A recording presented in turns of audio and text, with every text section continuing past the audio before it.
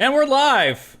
Welcome, everybody, to the first Retro Game Audio Live. I'm your host, Defense Mechanism, and we've got a few other people on the stream here. Do you guys want to introduce yourselves? It's been a minute. Sure, I was going to say, this is completely unscripted, unlike previous Retro Game Audio, so I was going to try to throw this at you. Welcome to Retro Game Audio. My name's Patrick. And I'm Steve. And I am Jeff, the new guy. Hey. Hey, that sort of worked.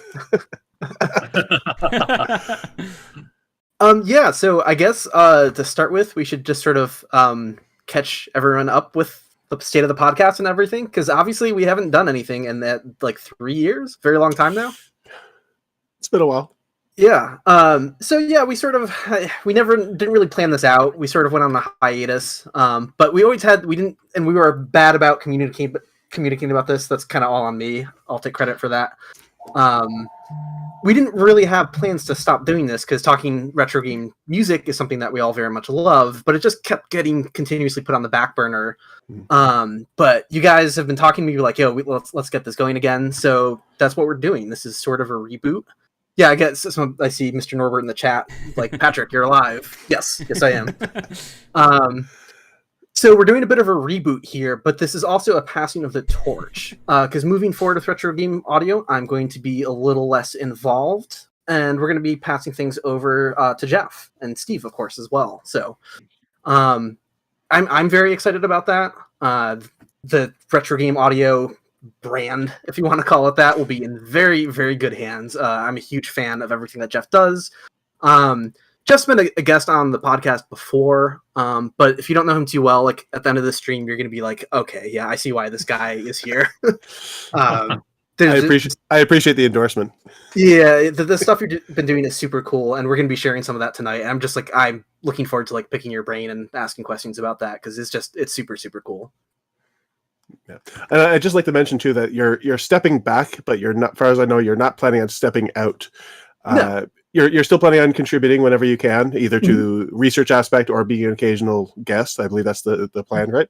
Yeah, absolutely. Yeah, so there might be episodes where I'm not present or involved, but it's also not I'm done and don't want anything to do with this. No, this is absolutely There's still days where I'm just my brain is in retro video game music land, and it's no, I still need an outlet to talk about this stuff.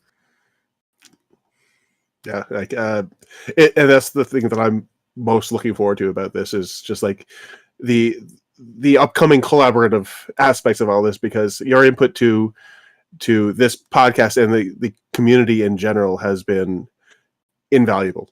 It has been essential in so many ways, and I don't think I would have been as interested in doing this if you weren't going to be still involved. Gotcha. Well, thank you very much. Yeah, this is exciting too. I like that, just everything, the fact that we're doing something different as we're rebooting it too, the fact that we're doing a live stream here. Thank you so much, Defense Mechanism. This is really cool. I have to say, thank you for allowing me to host it. I feel like anybody who starts to get into Chiptune and goes down the rabbit hole, will encounter RGA. So it's it's such a privilege for me to be hosting this because I've of course listened to the Game Boy audio chip episode. It's just so much that it's a wealth of info, and this is just I'm just nerding out being here. Cool, thank you very much. Yeah, and if anyone is completely new here, maybe if you found the stream via me tweeting it tonight or whatever, the podcast in its original form has a little over 30 episodes on SoundCloud. That's soundcloud.com/retrogameaudio. It's just a lot of deep dives into why does the NES or Sega Genesis sound the way that they do. Deep dives into the history of soundtracks, sound chips, and just anything relating to retro game music that we can think to talk about. Because, there's a lot to talk about. So I guess, but before we begin, we have a list of notes too that of just things we wanted to catch up on. But just in general, Steve, Jeff, how are you guys doing? How have you been doing? You want to go first? Yeah, you go first, Steve. I'll go first. Well, it's a big part of, we kind of made an announcement, maybe it feels like 17 years ago, that we were going to transition over, try to do something. A lifetime ago. It does feel like a lifetime ago. And a lot of it is, just family stuff. When we started Retro Game Audio, I had no kids, and now I have two. I think between the episodes, like the very last episode that we did, I don't even think my son was born yet, and he's going to be 5. So, Wow. or he was just like, or he was just born, and I think we posted some of those episodes up. So, transitioning to kind of like dad mode has been kind of where I'm at. And Jeff, I'm sure you'll kind of say similar things, but it's been a little hard to just find that time, especially when you just like it gets to like 9 p.m. and you're completely exhausted. And Patrick, we used to record at 1 in the morning. Yeah. Like we used to do our recordings at like 1 in the morning. I'm not even kidding. We like 12:30 at night. We would record from like 12:30 to 3:30 in the morning or something. And the energy for that has just been kind of lacking. Yeah, no, we got burnt out for sure. Yeah, we did. But life stuff. I've been just working on a lot of soundtrack work. Just trying to keep busy. Playing a lot of video games or catching up on video games, which I haven't done in a long time. You organize an entire Chiptune compilation album? Oh yeah, I did that. Yeah, that's just for change. I've done so much stuff lately that it just kind of like, yeah. But you would do that wasn't Chip for Change. It was Chiptune Cares. Chiptune Cares. There you go. Just for Change is what's his name? This thing. Yeah, Chiptune Cares, which raised $2,000 for Black Doctors COVID-19 consortium, which was pretty cool. A lot of people participated, and it was like we got some people come out of the woodwork who hadn't contributed in like 2 or 3 years, or haven't done anything in like 3, maybe I think even 8 years, some of them. So it's pretty cool. But yeah, I mean, I've mostly been doing soundtrack work, and a lot of the stuff that I've been working on is kind of under wraps and can't be talked about, and it's very frustrating because it's really exciting, like super ridiculously exciting. And the one that comes out, I'm 100% sure we're going to end up doing an episode about, because it's it was kind of a wild ride. And, some of the stuff, again, I know we can't spill the beans on any of the stuff, but yeah, just some of the stuff you've been working on is super, super cool. And our audience would be like, oh, you're working on that? Like, shit. Yeah. Like, yeah. Really cool stuff. But yeah, that's pretty much it. We was kind of thinking about trying to find a way to get retro game audio back up. A lot of our research and a lot of things we do takes a lot of time. So I just thought it'd be like a good idea. Maybe we should just do like a live version of it, and one, have this discussion about our lives, but two, bring up like some fast hits about things that have happened in the last like 27 years since we've been on hiatus. And also, just have Jeff introduce himself and Patrick talk as well. So I guess I'll pass it over to. Yeah, I'll pass it over. Yeah. I feel like the other point of the stream is just to show that RGA still has a pulse. We're not completely dead in the water here. Like we're still alive. We are still actively, maybe not as persistently active as we should be or need to be, but we are still working on this. So yeah, I'm pretty much in the same boat as Steve. I've got 2 kids under 3. And there's not enough time in the day or hours in the night to sleep. Like I am up past my bedtime right now. my kids went to bed at 8, and usually so do I. So Wow. Yeah.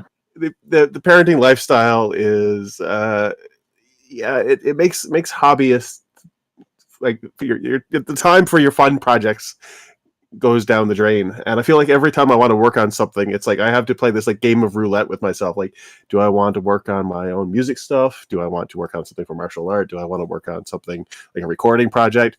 Do I want to take a night off and relax? And or do I just need to go to sleep? And oftentimes the roulette wheel spins and lands on the go to bed.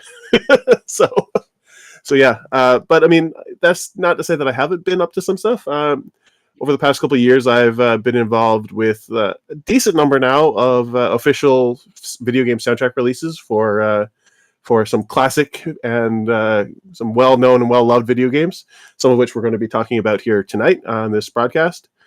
I done a few projects with my band Martial Art, so I compose the NES and various consoles chiptune music for a band called Martial Art, and the rest of the band overlays some live guitar, live drum, live instrumentation. We've done in the past year an original album that was recorded, pseudo live from home, kind of like our pandemic album. We've also done an album of video game covers and a handful of singles here and there in the past couple of years. We're working on another video game cover like right now. Actually, like I tore down my mixing setup so I could set up for this broadcast. but we've got a song that's in the cooker right now that should be coming out on a compilation that you guys will hear about hopefully relatively soon. Can't really get into the details yet, but yeah, we've got a few things in the pipeline that we're working on.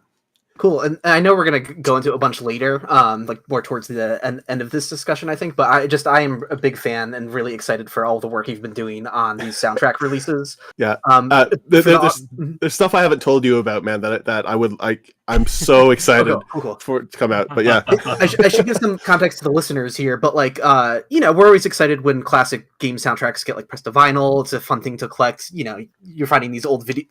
Sometimes kind of obscure, or these sort of cult video game soundtracks that you would never expect to get physical releases. But there've been some times where the releases, we've had some criticisms about the, maybe I remember there was that one Lagrange Point vinyl. I'm very happy that I own it. But the sound was like sourced from Emulation, and it's just like one of those little things where it's like, oh man, like there could have just been a little bit more TLC for its production. And Jeff is just knocking it out of the park with the stuff that he's been doing with his soundtrack releases, and we'll be going over all of that later. Yeah, I've speaking of Lagrange Point, I've actually offered if there's ever a repressing of that album to source fresh audio. Yes, I don't know if they're ever going to try to squeeze more juice out of that lemon, because I believe they pressed quite a number of copies of that that album. But if it does happen, yeah, that will get. I am completely game to do a fresh audio recording for that. Yeah. I've got the cartridge somewhere over in one of my other rooms, but yeah, I'm well prepared to do that one and would be eager to work on it. So yeah, fantastic. Yeah, just the whole thing's just been super cool from my perspective. Just like finding out that you were doing that stuff, I was like, oh, they found the right guy for the job. Like that was my sort of look at that, all that. So it's really because it's kind of funny that we're talking about this now, because like I really owe my guest appearance on RGA, but I think it was like episode 38. The episode about recording from Chiptune hardware. That was basically my resume to get into the door for doing this work. So I really like I owe it to you guys. I owe it to you, Patrick and Steve here, to like for landing me these gigs. Basically, like if it wasn't for that episode and wasn't for like me kind of like putting my name out there through you guys, none of this stuff would have ever really come to happen. So yeah, we're coming full circle here.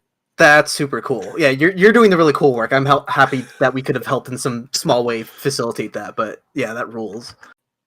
Yeah, we just put a script together, and that's you're doing the real legwork, like Yeah. Well, that's not entirely true, Steve. Like I mean, you did a lot of the work for one of the things we're going to be talking about here later. So give yourself a little bit of credit here too.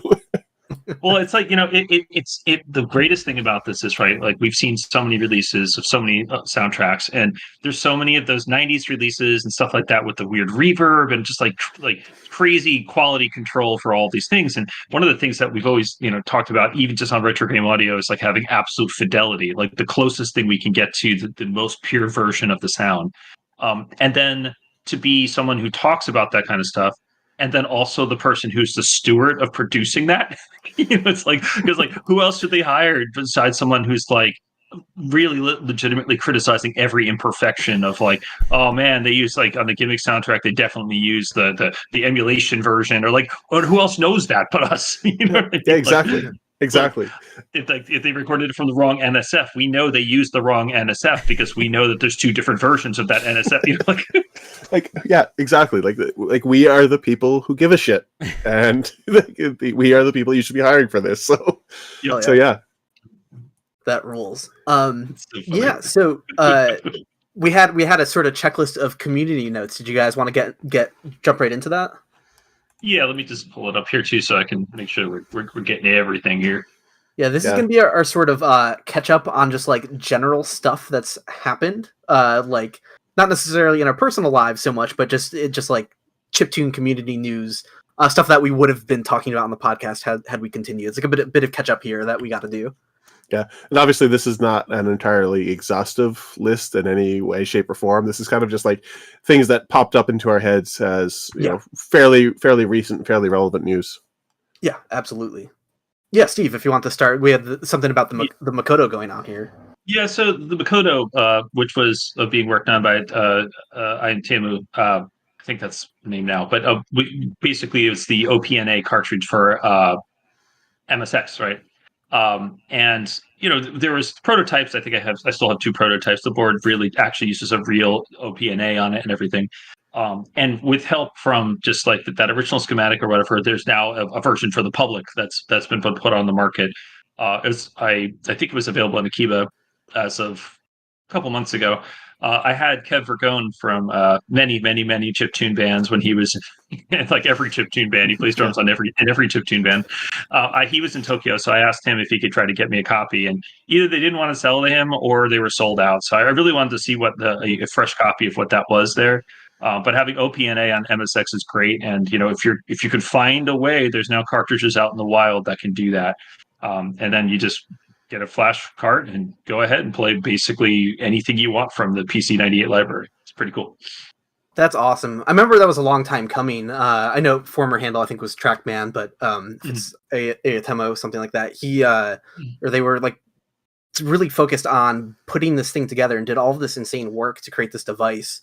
And I just remember it was just like years in production of getting it all together and finally getting it out into public. And I know you are like the resident MSX nerd of our crew, and so I know you definitely got to get I know you've been obviously trying to get your hands on one, but yeah, I hope that works out for you soon. I just like if it's MSX and it's sound, I need it, even if it's just something that I like, like I already have or something like that, And I really want to do, as an example of an episode that we could have done, a comparison as to how that was like put together versus the one that's current, like in the old Makoto.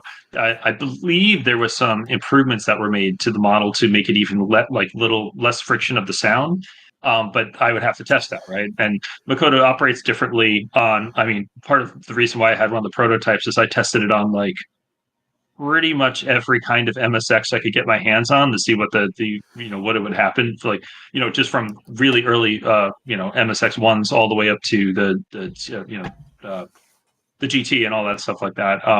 And so I'd be very curious to see what the noise comparison would be, or the suppression of noise, or like a little bit of a buzz in there would be on the new model versus the prototypes. Very, very cool. Verniac Squarewave in the chat was pointing out that there's some ridiculous OPN expansion port for the NES, apparently. That apparently sounds kind of similar. I heard about this. I forget the name of it. Someone sent it to me and I retweeted it, but that could have been like a couple months ago. I don't know. That's totally wild. That's awesome. Yeah, that rules. Did we want to move on to the next line of discussion? Yeah, so there's quite a bit of tracker news for the people who are composing their own video game music and chiptune music. The new player on the scene right now is Furnace Tracker. So if you guys are familiar with, Devilmask being a multi-system tracker with support for a lot of the FM consoles, Furnace Tracker is basically that on steroids and also completely open source. Furnace Tracker supports such a wide variety of consoles and sounds and feature sets.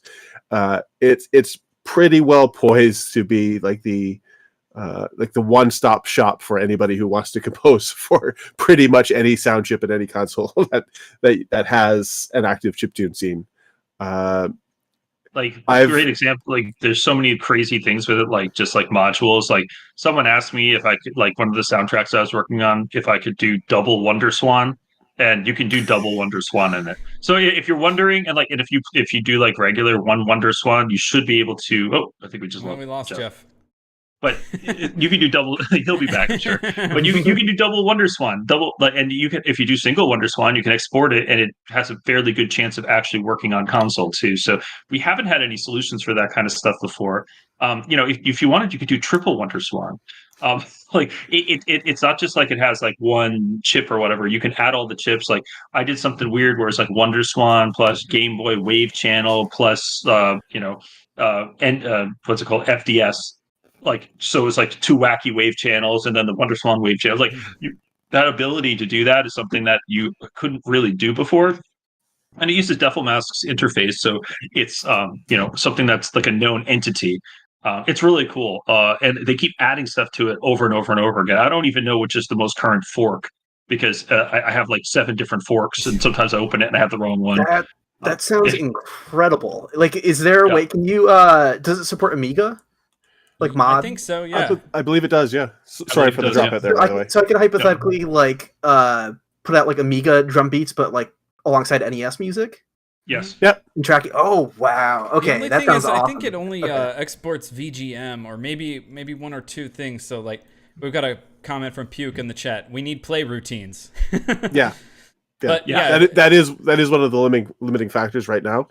But I believe a lot of them are being worked on. And if you're exporting to VGM format and you've got, if you're working with a reasonable subset of hardware, maybe not dual WonderSwan or triple WonderSwan, but something a little bit more traditional, we'll say, you could probably make it work. Yeah, I've gotten the just like fooling around with it. I made a VGM that had OPNA and OPM, and I got it to work on MSX. So yeah, that's ridiculous. That's a lot of you that. I mean, it took forever to load, but it still worked. So I mean, if there's reasonable hardware that you can kind of put together, and you could get it into VGM format, and you have some kind of encapsulated way to replay the VGM, you can do a lot of fun stuff.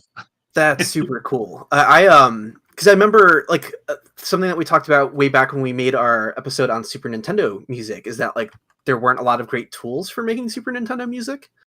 So I guess this is probably the sort of did I heard correctly? This does support Super Nintendo. Yes. That's awesome. Do you know if it supports all the bells and whistles, like noise generation, like the sort of FM modulation or whatever? I haven't poked around with it too much, Steve. Have you tried any of the SNES features?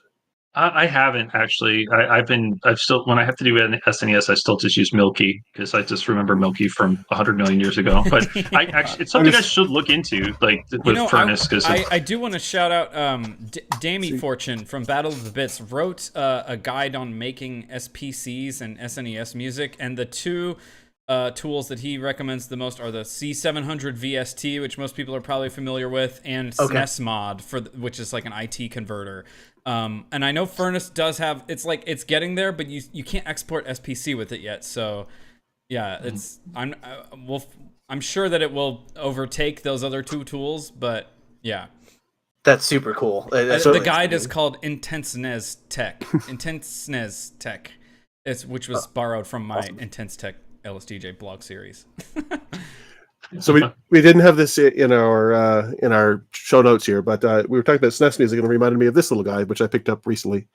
Oh, it's blurring it out. It's blurring it out. Oh, it's the Super MIDI pack. It's the Super MIDI pack. My Discord cool, blur is Oh, there we go. There we go. Yeah, so I have cartridge Sparkle to blur this out too. Yes, it is 0005. Been playing around with this a little bit for some martial arts stuff and for some separate projects here. I've got actually like a MIDI console choir practically right now, or a MIDI console quartet that I've been working on right now. There's a comment from Verniac Squarewave here. It says, it does all of it, filters, echo, pitch mod, noise, surround, everything. I think that's referring to Furnace. Yeah. That rules, because back when we made the Super Nintendo episode, it's like there were tools for converting, like mod, like IT files. Oh, God, yeah. But like, which was a great foundation, but it's like, oh man, what about all of the weird bells and whistles, all the weird tricks that make it sound really uniquely like the Super Nintendo. So knowing it can do all of that, that's huge. I got to play around with that. I think this is a good way to transition. Sorry, Jeff, you have one more point here, guy. No, I was just going to say it's something that I've only really scratched the surface of, but it's because it's open source and because it's like in active development, it's been really, really fascinating to watch it grow. I think it's really poised to be like a really powerful tool. It's like for anybody who's like not composing, directly on hardware, say like LSDJ style, where you're actually using the console interface to compose music. For anybody who's using a PC based software, it's supplanting a lot of different things right now. It's also cross-platform, like it. Right? Yeah. It's from the ground up being. It's ticking off all the boxes that you'd want a tool like this to do. And I've been a part of their Discord community. Haven't really been active, but I've been just like watching some of the conversations happening in there, and they are incredibly active and pretty supportive as well. So. I'm really impressed with what Furnace Tracker is cooking up right now. Yep. That's great. Yeah, I put here in the notes. I won't have as much to say here, but Huge Tracker or in GBS Studio. I'd be curious to see if you guys have ran into that at all yet. I'm aware that it exists. Yeah, so it's kind of interesting. I'm so far behind on new stuff. Like people will be like, I think like my OCC version that I write most of my music in is one of the originals. I don't even know. I'm so far behind. It's like the last 5 years have just paused. Likewise for me, like I haven't kept up with all the latest news for trackers and these types of tools, but I just literally like last week learned about this thing called GBS Studio, which is software for making homebrew Game Boy games. So it's like this game maker toolkit, but I guess it incorporates some fork of something called Huge Tracker apparently. So it's straight up like you can make Game Boy games with the software, but it straight up has a Game Boy tracker in it for making music, which is super cool. And one of the really neat features of it too, even though I'm sure like all of us are fans of the tracker format and everything, it has a piano roll mode. At the touch of a button, you can toggle between tracker display and piano roll. And I thought that was really novel. I know, like, again, so many Game Boy composers use LSDJ. And then in terms of like tracking on PC, there used to be some very old school programs that weren't very modern and easy to work with. Yeah, Paragon 5. Right, Paragon 5. Oh, man. Don't me on the name there. Yeah, that's precisely what I was thinking of, and the name wasn't coming to mind. But now we're finally in the modern era. We have stuff like GBS Studio, which is very slick. This really neat, well-designed user interface for making Game Boy music. And then again, I'm just learning about Furnace Tracker now, which I'm sure is also just completely decked out for making Game Boy music as well. So, if you want to make Game Boy music on a computer and aren't planning on using the hardware, LSDJ or like LSDJ in an emulator, there's new tools that are just so much more like fleshed out now, which is incredible. I'm sure this isn't in the notes, but it just made me think of when you said piano roll. FAMI Studio is a piano roll based NES tool that can import NSFs and it can export, and it looks really cool. I haven't used it at all, but it looks pretty awesome. Yeah, that's right. You spurred on the same thought with me too, because like as soon as you mentioned the piano roll, like FAMI Studio is another one of these tools that it is growing and rapidly becoming incredibly powerful. I used it to import an NSF that used an expansion. I don't want to get into too many details here because it's talking about a project that I'm working on that I'm not allowed to really say very much about. But I used it to import an NSF with an expansion that is not supported by the normal NSF import tools, that the one that has existed for what feels like eons now, the FAMI Tracker fork by Rain Warrior. And I mean, I wasn't too comfortable switching to like the FAMI Studio interface. Like I'm still more of a tracker person, especially when it comes to the chip hardware. But you can export from FAMI Studio a FAMI Tracker text file and import that into your current flavor of the day FAMI Tracker fork and run with that. So you basically cool. So you can get from basically any NSF file, any precompiled NSF file, any game rip NSF file, a tracker equivalent. I mean, it's the usual like speed 1 type thing that you're used to from your NSF import tools. But yeah, for reverse engineering and breaking down existing VGM music, existing NSF music, and I guess people who are working on transcriptions, people who are just doing it from that angle, it's another one of these tools that is just incredibly valuable, and just people are doing such great work these days. It's amazing. It's really cool to see these increased efforts in like cross-platform compatibility. Something I forgot to mention with like Huge Tracker and GBS Studio is that lets you import mod and IT files. So if you were porting like a classic Amiga game or doing something weird, you can just like use that as your base and then just convert it to like a Game Boy chiptune. And I'd also like to say too, like you touched on it with preferring tracker format. I think that applies to probably most of us here for making classic chiptune music, but having stuff like piano roll available is huge, quite frankly. It's anything that lowers the barrier of entry for people, anything that makes things more comfortable and easier, anything that makes this community more accessible for people who want to join in or come in from a different angle. Absolutely. Exactly. Because like I don't know how involved I ever would have gotten if like the only tools were MML. You know, Right. My obsession with retro game music probably would have had me poking around and making some stuff or whatever. But it's just like, oh, Tracker is the reason like I'm able to do stuff, and like the reason I would be down to like just open up a Fama Tracker file and just like make something. You know, there's a lot of classic people who just absolutely nailed it with MML, and they're just like, this is what they prefer to do. I think of people in the community going way back, like Rush Jet. Just like writing stories of him apparently like back when he was in grade school, like in math class, apparently working on one of his chiptune albums, just sitting there like with an MML file, like just hacking that out, which is nuts. But yeah, like the Tracker is a huge leap from MML for like having a user interface where like, oh, you can see this makes more sense. But it's still weird, right? Like if you're someone who's just like, you went to school for music or something like that, you love making music, but you haven't done this super deep dive into retro game music, and you're starting to learn about it, and maybe you want to make a Game Boy sounding tune. It's like a lot to ask to be like, okay, you know a lot about music, you know a lot about music theory, you're a talented pianist. Here's a Tracker. Have fun with that. Yeah. Learn hexadecimal. Like, yeah, it's just really weird. It's like, oh, your vibrato's like, you know, P7F or something. I don't know, or like your fine pitch or whatever. It's weird. So to have like these more modern user interfaces. And, you know, they're having some tools for that for a while in terms of, you know, plug sounds for VSTs. That's a huge, majorly important tool set. If you want to Somebody mentioned about that the plug chip sounds SFC has been one of the intermediary things that came out. Excellent.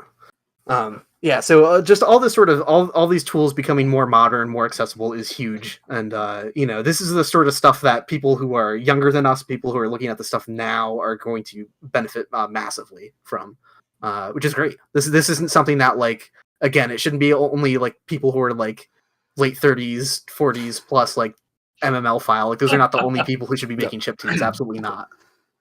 I think too, just like, you know, and not to say that it's like our podcast that led to a lot of this, but sometimes people say this to me, just in general. It's like, I think a lot of the academic research, or, you know, the really heavy, deep research that we did into what we're doing has opened the door for a lot of this other stuff. One, because there's been interest, but two, because there's, you know, some of the stuff we looked at, if you remember, there was no clear source for the information we were trying to find. Like, you know, we were literally looking at like someone's word about what is right or whatever from some kind of website until we actually tested it out. And I feel like just the kind of academic, not just around this podcast, but other people realizing that this has to be treated kind of academically and seriously, as opposed to just, you know, for lack of a better term, phoning it in, you know, has allowed for, you know, really the scrutiny that needs to be. So we're not like GXSCC, you know, on everything, right? Like we're really legitimately, like, when we say VRC6, we mean VRC6. When we say, you know, when we record something from cartridge, it's literally from the cartridge. It's exactly as programmed. I don't like you throwing shade on my GSXCC, my favorite. GXSCC, I know how to pronounce it. I mean, it's real fake bit. It's real fake bit. just different strokes for different folks, but, you know, it has its place and it has its use. Well, I was gonna say something about, like, do you guys know of any like resulting kind of effects that like have rippled down the line? I'm trying to think of examples, like with some of the questions that I've asked about LSDJ, it's actually resulted in people going back and taking a look at the code of their Game Boy emulators to see, like, why does the noise channel cut out? That happens on hardware, and it never happens in emulators. And now, after some investigation, we've got emulators where the noise channel cuts out, for better or worse. But for me, it's like, for the people who care about accuracy and fidelity, like, that's, you know, like, we could be responsible for some of those, you know, things. And now I only record off of an emulator because it's like, well, it's just as accurate. Well, it's not really, but it's getting better.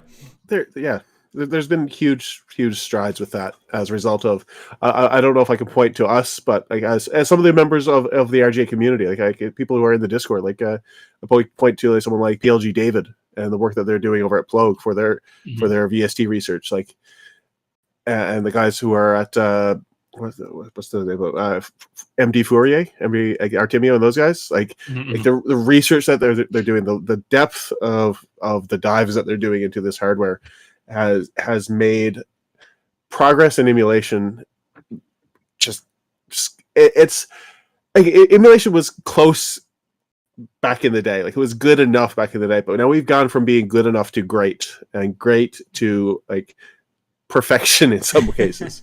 Yeah. So like there's a lot to celebrate. Yeah, the thing that excites me a lot about like the sort of progress being made on this front, and it's something I've talked about before in the past too, I think, but it's sort of like if you look at the history of electronic music, video game music was always in this own weird corner where like there's a lot of books you can buy, a lot of history, a lot of documentation about like analog synthesizers, the history of that music, right? It's something that it's kind of like understood academically. There's a lot of resources, but there's the other half of electronic music, which is like the early programmed stuff, computer music. And that I felt like has always been a little underrepresented in terms of like what tools are available, what are people using? You know, we grew up as, you know, video game consoles were black boxes to us. You know, we didn't know what exactly was going on with them. So it's tons and tons of years of reverse engineering and research from just a wide group of people. And yeah, it's really exciting to see just like, if someone showed me all the tools that exist now, you know, right from like the early 2000s, like my mind would be just absolutely blown and like overwhelmed, quite frankly. Yeah. So yeah, it's an interesting space because the early 2000s had a big boom for people like composing chiptune music, but just things are in a much better place now with understanding the hardware and the tools that are available. It just keeps getting better. Absolutely. All right, so the next two items in our list are kind of a tandem pair, I think. It's kind of a there's been some deaths in the VGM and in the chiptune community in terms of maybe that's a little bit too harsh. I was going to say the fact that we're laughing should preface that we're not talking about anything too dark yet. No. So rest in peace, the Family Tracker website and message boards.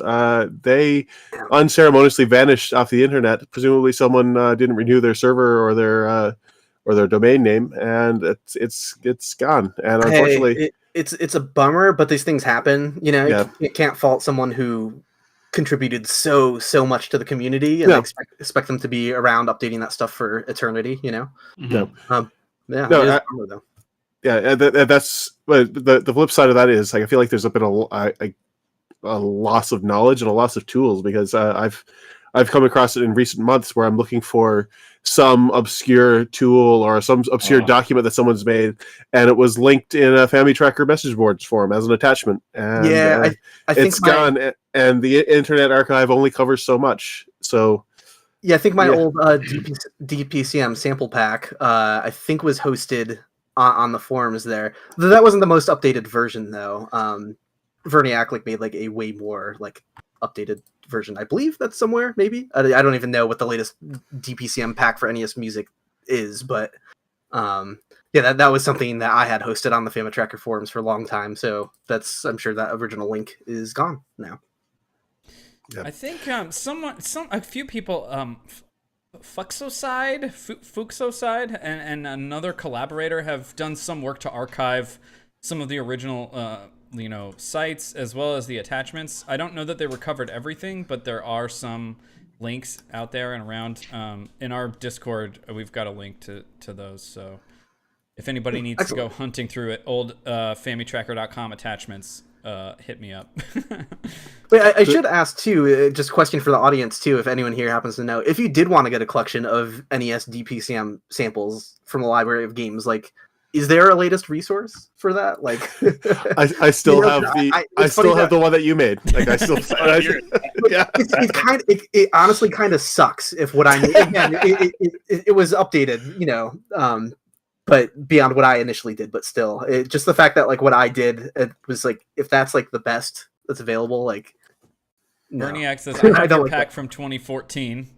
Yeah. Okay. And Mr. Norbert says, nope, it's not gone, and that he archived it. Yeah, it's good. Yeah. There really ought to be though. Like, there should be a DPCM pack that's literally every NES and Famicom soundtrack from back in the day. It should have like 100% of those should be dumped, which maybe they are by now. I don't know. I feel like someone like Mr. Norbert would be well poised to do something like that. He is pretty much the keeper of the NSF archive in its current state right he's now. happy that you mentioned that, I think. Yeah. So if anybody's looking to continue working with FamiTracker and can't find now that the FamiTracker website is dead and gone, there are still some currently active forks of FamiTracker that are going. These are all based on an older version of the FamiTracker source, and they've been maintained and forked and passed along by several people over the years. But the current active one the current most active one that I'm aware of anyway, is DN FamiTracker, which I believe is descendant from OCC, which is there's probably another one in the middle.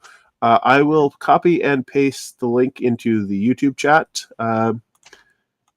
Yeah, it is DN there we go. FamiTracker. I think it's like 0501 or something like that. Yeah, Maybe a quick kind of bug fix release, because I think there's a repository change, so it might show you that there's a newer version if you check for updates, but there isn't one yet. I didn't even know that existed. I'm still using like the original OCC. Shout outs to D's Nuts FamiTracker. That is unofficially what the DN. Maybe it's official. I don't know. I remember I was sharing files with Dino and sharing it back and forth, and he didn't have compatibility because he was just using vanilla FamiTracker, the one that didn't even have like N163 support or whatever. No, it had it listed as what did they call the Namco thing that was wrong? Like the 129, or like there's like something they called it that was the wrong name. I can't remember it. Like the old name for it. Yeah, I was behind the curve on adopting to OCC as well, which of course now I'm sure I have a very outdated version of that. JOCC is the other one, the other fork that got lost. I'm going to open up my files here and see what's the latest FamiTracker that I have. I have OCC version 0315. So I don't even know how old that is now. Is that quite old? I'm sure. I think that's going back a few years. Yeah. What is mine? Somebody has a question. Robbie Vok asked, re-emulator accuracy. What do you see as possibilities that FPGA/MiSTer will open up for game audio research, composition, etc.? Also, is this even a Q&A? A Q&A, if not, my bad. It is now. It is now. I'll start off to say first, hey Robbie, awesome, great to see you here. I have no knowledge or understanding of any of this, so I'm going to run away and pass it to you guys. So I'm not intimately familiar with the MiSTer, but I mean I know what it is, and in my view, anything that attempts to recreate and preserve some of this aging hardware is nothing but positive. This hardware is not going to last forever. These consoles, these old chips that we're using, these things that we love and dearly and rely on for our hobbies and careers in some cases, these don't have an infinite lifespan. There's only so much we can do to keep these things going and ticking and running. So modern recreations, keep them coming, keep working on them. I've been following some of the development just like kind of like casually, and I'm not like I have no personal investment in it, but from what I understand, there's a great deal of care and attention to detail that goes into these things and making them get the nitty gritty details right. The stuff that you and I and everybody else here would only care about. Yeah, they're working on that. They're making that happen. So, yeah, like I said, I don't see these things as being anything but a positive and a benefit for anybody who's working on chiptune music and anybody who enjoys chiptune music. Great. That totally reminded me that I forgot to order the Duo today. The analog thing. Speaking of FPGA and analog, I was going to say that it's not necessarily all guaranteed to turn out perfectly, because like even the analog pocket, I don't own one, but I've asked friends who do, like, does the LSDJ playback work? Because there are a lot of fancy tricks going on in the wave channel to get like super smooth sample playback, especially in the newest versions, and it doesn't sound like hardware. So it just goes to show you that like you gotta. I'm sure they'll get there, and I know that a bug has been opened for that, so it'll probably get addressed at some point in time. But hopefully, as long as we keep like hammering away at that issue, and others like it, that it will be accurate at some point, I gotta imagine. Yeah, so I think it's Kevtris is the primary developer for a lot of the analog products. I have nothing but respect for that guy. So Yeah. Like you said, if it's not accurate now, I have no doubt in my mind that if he's aware of the issue, he's going to be working to crack it and get it back to, or get it to the state where it's a 1-to-1 match to hardware. The attention to detail in some of those products is second to none. Like if it's not 100% accurate, it's still, in my view, like, these things are the next best thing to having real hardware. And I mean, in some cases, maybe even better because, original hardware ages. As we well, all that's know. what I'm saying, right? Like, these things need to be maintained. Like you need to recap these things. You need to replace power supplies. You need to clean them. These things are not going to last forever, and these things will deteriorate, and you will start noticing buzzes and hums and distortions. And if you care about the video quality, like artifacts and ghosting in your video, these things, it's the flaws that we love sometimes, but they are going to keep creeping in. Yep. So having a modern digital and I guess more importantly maintained version that is buying some lifespan for this old hardware, like, keep it coming. So speaking of things being maintained and another loss. These things have been.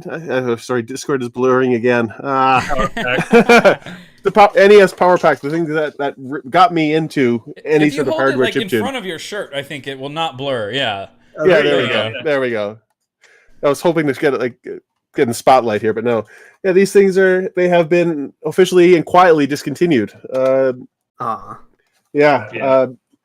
It's really sad. I mean, that is literally like, I remember the very first thing I ever soldered was the 3 to 9 pin solder to let the expansion audio play. I opened up my Classic. NES. I remember, and I'm sitting there like literally sweating into the NES because I've never soldered anything in my entire life.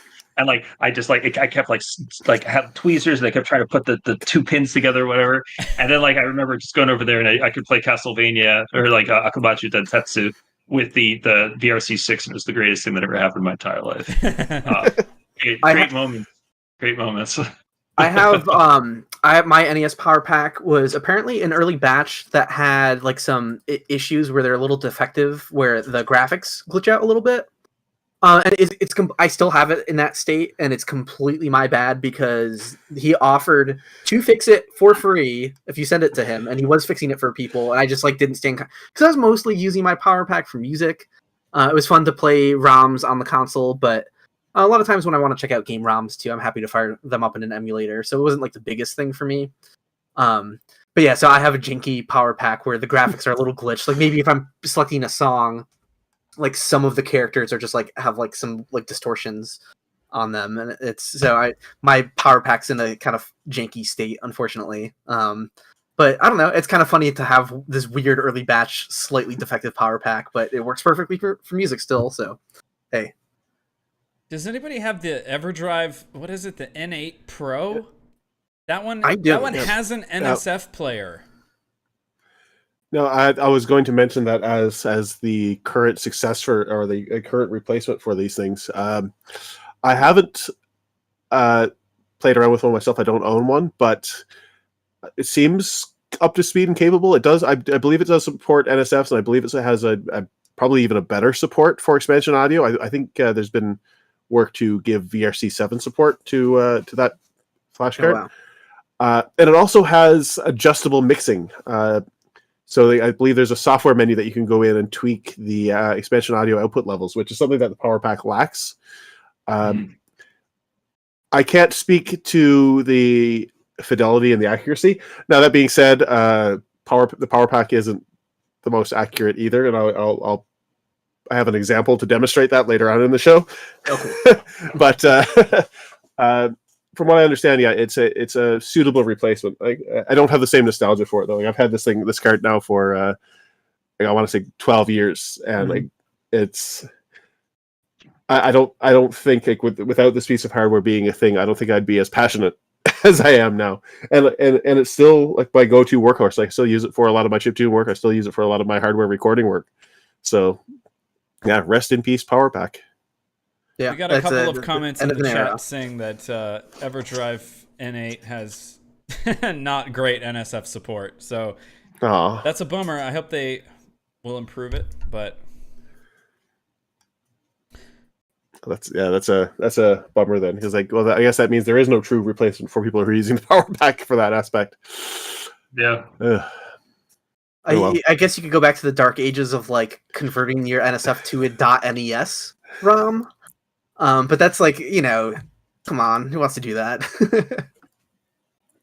Nobody. Right, exactly. I mean that's like NSF files are essentially NES ROMs anyway, but like it's just getting it to work with the FPGA hardware that's on the flash card is probably the tricky part and requires some subject matter expertise that I don't have, and I wouldn't say. I think it's probably a rare thing in some of these communities. So we might be limping along without proper hardware support for NSFs for a while. Yeah, it's kind of scary. Verniak mentioned the what's it called, the PC Engine, the EverDrive Turbo, which I have. Which unless you can get like the right kind of file, I'm pretty sure that it's still borked on Devil Mask for the export for it. I've tried many times to play PC Engine things back on it, despite having the right thing. So I think the export from Devil Mask, at least, I haven't tried it on Furnace Tracker if anyone's tried to fix it, but it still doesn't, like, you can't use, it'll work, but you can't use any samples. You can't use any, like, real, like, most of the features you want to use, right? The most amazing part about TurboGrafx is you can use, like, every channel for pretty much everything. It's like open box, right? And you can't do that. You can't even use, like, any samples. You can use the noise channels and everything else. And I think you can do the FM, but it's not supported as far as I know. The way at least it comes off with Devil Mask. But you can play the I think HES files, is it, if I recall correctly? If you do have one of those, it should play back correctly, but just not the Devil Mask export. So, which is disappointing. I see in the chat, Tasty Snacks 12 mentioned that there's a new NSF hardware player in the works, like the similar to the HFC3. Thanks for jogging my memory on that. I think I remember seeing some prototype circuit boards and mock-ups on GitHub a while back. I forget who was doing that, so hopefully someone in the chat can fill us in. But yeah, I believe someone was basically making an open source replacement type thing that allowed you to play back NSF files using actual Famicom carts as they kind of like donor hardware. So if hopefully that comes to fruition, because one of the I remember this now. Yeah, sorry, it's like so much has happened, man. So one of the criticisms I levy against the HFC3 and like the other hardware of its ilk, you can't get them. Like, they're impossible to find these days.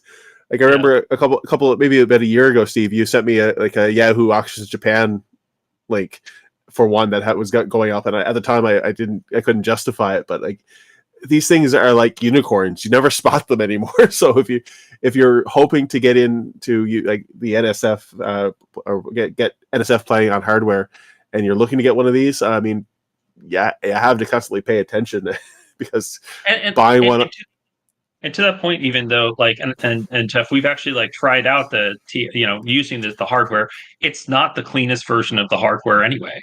It does have like some artifacts and some issues, right? Like when we've sent recordings back and forth, it's not completely clean compared to just physically going in there and doing it yourself. Right? Like, I think that was what our decision was when we were looking at certain kinds of things we were passing back and forth. Yeah, you're referring to some of the Gimmick audio that you sent me, I believe. Yep. Mm-hmm. I have a different explanation for that now, I think. So I don't know if I'd pin the blame squarely on that hardware anymore. Okay.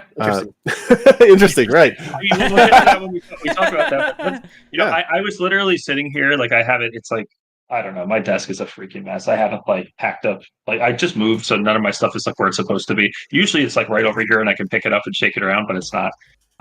There's a lot of NSXs over here, but the like thinking about the I was kind of like down on it because like I thought when we had the audio, I was like, oh man, it's not that great. It has a hum. I'm disappointed. Like like that kind of thing. No, I think I have a different explanation for that now, and we'll get into that. Maybe that's a good segue into talking about the recording work for Gimmick that I was working on. Yeah, let's go there. Yeah, let's go with that. Yeah. All right, so I guess this was about a year ago now. Actually, no, it would have been before that because I think it was in like January of 2022. I was approached by Ship to Shore Phonoco about doing a soundtrack release for the Famicom game Gimmick. It's one that we like all of us. Oh, we lost him. Oh no, we lost him. While we're waiting for him to come back, yeah, Gimmick. I'm super stoked. There's a re-release coming out. I'm probably undercutting him by like mentioning that, but it's already public. Yeah, there's a Gimmick re-release coming out soon, and Jeff's involvement with this is really cool. So, yeah, hopefully he'll be back in a moment.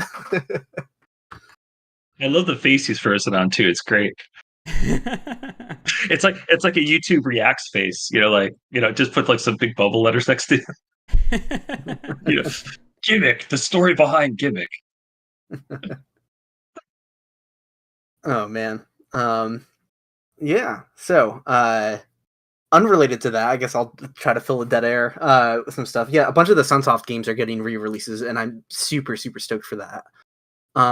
My friend Audie Surley from Norway is involved with the production of like the Trip World re-release, which I didn't know that. There was like Sunsoft had this announcement trailer, and like halfway through the video, like he pops up on screen to talk about it, and I'm like, oh, Audie, like, oh my god, this rules.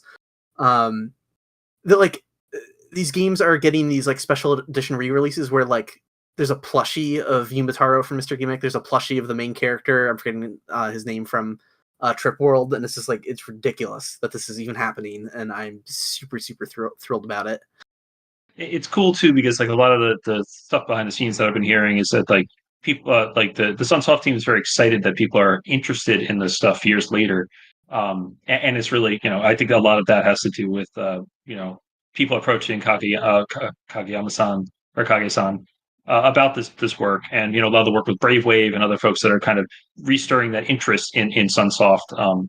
So it's really interesting. They're okay. I think we're getting Jeff back here, but it's just been interesting because like some companies are a little bit more close to the vest about their IPs and how they're releasing things, and Sunsoft has been very forthcoming and really is embracing this. It seems like it's like a renaissance of respect for their old work, which is so cool. Cool. So we just pivoted to talk about general Sunsoft re-releases that are on the horizon. But yeah, we'll let you take the helm here again. I apologize. Discord just crashed, and I had no idea that I was talking to nobody. So I have no idea how far I got into that little spiel I was on to. But yeah, just the beginning. It was of course. So yeah, Ship to Shore approached me about working on this back in January of last year. And when they first mentioned that they were approaching Sunsoft about Gimmick, I couldn't be more excited. Like, it's a soundtrack that we're all, pretty passionate about. I mean, you guys did that episode a couple, I think maybe just after I did the hardware recording episode with you guys, deep diving into the soundtrack. I know you guys love it. I love it. And when they approached me about doing the soundtrack recording, I'm like, okay, I have to do this right. And luckily, Ship to Shore was actually kind enough to fund a purchase of the cartridge for me. So I own my own slightly rattly copy of Gimmick now. So how did we get from this guy to, hopefully this doesn't get blurred out, this guy? I opted to record directly from the cart and not use any sort of NSF playback, because one of the things I discovered was I had played Gimmick before. I've listened to the soundtrack before, but I mostly played with this guy. Mm-hmm. The Sunsoft 5B emulation on this is not as good as I thought it was. And if anybody here is this is one of those things you're not going to be able to unhear. If you're only familiar with this soundtrack through the PowerPak, you might be a little bit disappointed. So Def, I sent you an audio sample for this. So it's the Gimmick PowerPak recording. So this is actually a recording that I made for myself, back when I got the PowerPak back in whatever year this was, probably like 12 years ago. And I thought it was great. I thought it sounded great. But pay attention to the backing chords, like the staccato chords that are there coming from what would be the Sunsoft 5B. Like pay attention to what those sound like. All right, here we go.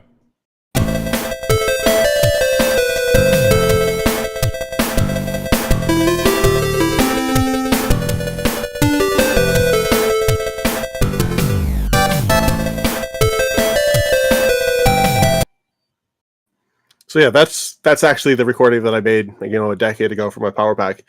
And that was like my go-to version of the soundtrack until I, sat down to listen to this and study this a little bit more in depth. Those volume envelopes on those chords on the 5B are completely wrong. Like disastrously wrong. And I'm actually kind of ashamed that it took me like a decade to notice it. So if you listen to what the actual hardware sounds like and what the average emulator other than the PowerPak sounds like, those have a much more pronounced sound, we'll say. So you can get into the Famicom example. Yep.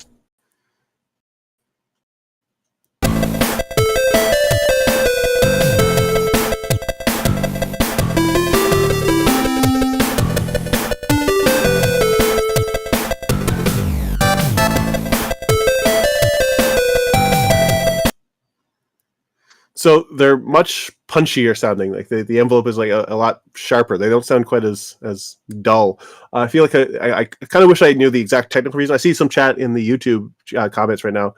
Some people are saying that it's supposed to be logarithmic, not linear, and yeah, that might explain the differences. Maybe it's a poor implementation in the PowerPak, but yeah, either way, like I said, I'm kind of ashamed that it took me a fucking decade to notice this in a soundtrack that I purported to love.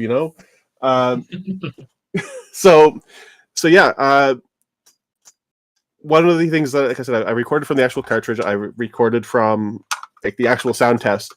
One of the, I guess, quirks from this would have been, though, is that there's two songs that are missing, sort of one and a half, well, maybe one and a quarter. Mm-hmm. So the track "Evidence of My Life" is not present in the sound test, and there's an alternate version of, I think it's is it Cadbury, the one that has the strong drum fill intro. Yes. Both of those that has an alternate version present in the game that's literally the same track, just doesn't have the intro. But again, not accessible from the sound test. So that's where this wonderful toy from Galoob, Camerica, whatever, came into play. It's just glorious censoring again, but yeah, it's a Game Genie. I worked out some Game Genie codes to restore those back to the sound test. So here's a live exclusive for you guys. So if you want to put "Evidence of My Life" back in the sound test, use code LXOPXSIU. And if you want to put the alternate Cadbury back into place, it's ZEOPUITE. I can hear the sound that makes when you do that. So. Yeah. Oh, wait, when I recorded all this audio, I actually left a continuous recording playing, so I actually captured that too. I should have saved that. I should have sent that to you guys. I still have it somewhere. I'm sure. Blurry, the blurry effects and everything. The cursor moving around. Yeah, it's so great. It's so great. If you remember from our Capcom episode, we were very, very lucky that Sunsoft didn't program their games incorrectly. Because the Game Genie distorts the audio of all Capcom games before Mega Man 3. I forget, Verniak would know the exact turning point. Somewhere in that ballpark. I remember if it's Mega Man 3 or a Chippendales or something. But so yeah, that's something I did a little bit of a dive into once to research myself. You can actually correct that with a Game Genie code. So get out of here. Okay. Yeah, it's I think it's just making sure that the Game Genie, when it makes those god awful rising pitch sounds when you enter characters, it sets the pulse wave sweep register and forgets to reset it. So games that don't reinitialize it.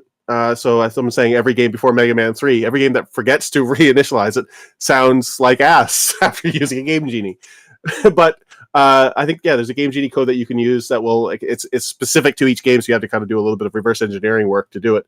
But yeah, it's possible to correct that. So yeah, that's our tangent for tonight. Or one of the many tangents for tonight. That's completely wild. If you put a code in, does it make all the music have moon jumping? So 99 lives. So one of the other quirks from recording from hardware, this is something that you guys didn't touch on in your Sunsoft 5B episode, and I don't know if it's something that was widely known about the Sunsoft 5B and some other audio expansion hardware, but the chip actually has an audio amplifier built into the circuit. So it's not just a passive resistive mixer that you'd find in some of these cartridges, like you find some of these expansion hardware. And it's not just the Sunsoft 5B audio that passes through that amplifier. It's the whole mixed Famicom audio. So it's the audio gets sent through the Famicom cartridge connector from the 2A03 up into the cartridge connector into a resistive mixer circuit, and then into this amplifier. And this amplifier, I mean, to put it as politically correct and gently as I can say this amplifier is not linear. In other words, it kind of sounds like shit. Gotcha. It distorts the audio pretty significantly. And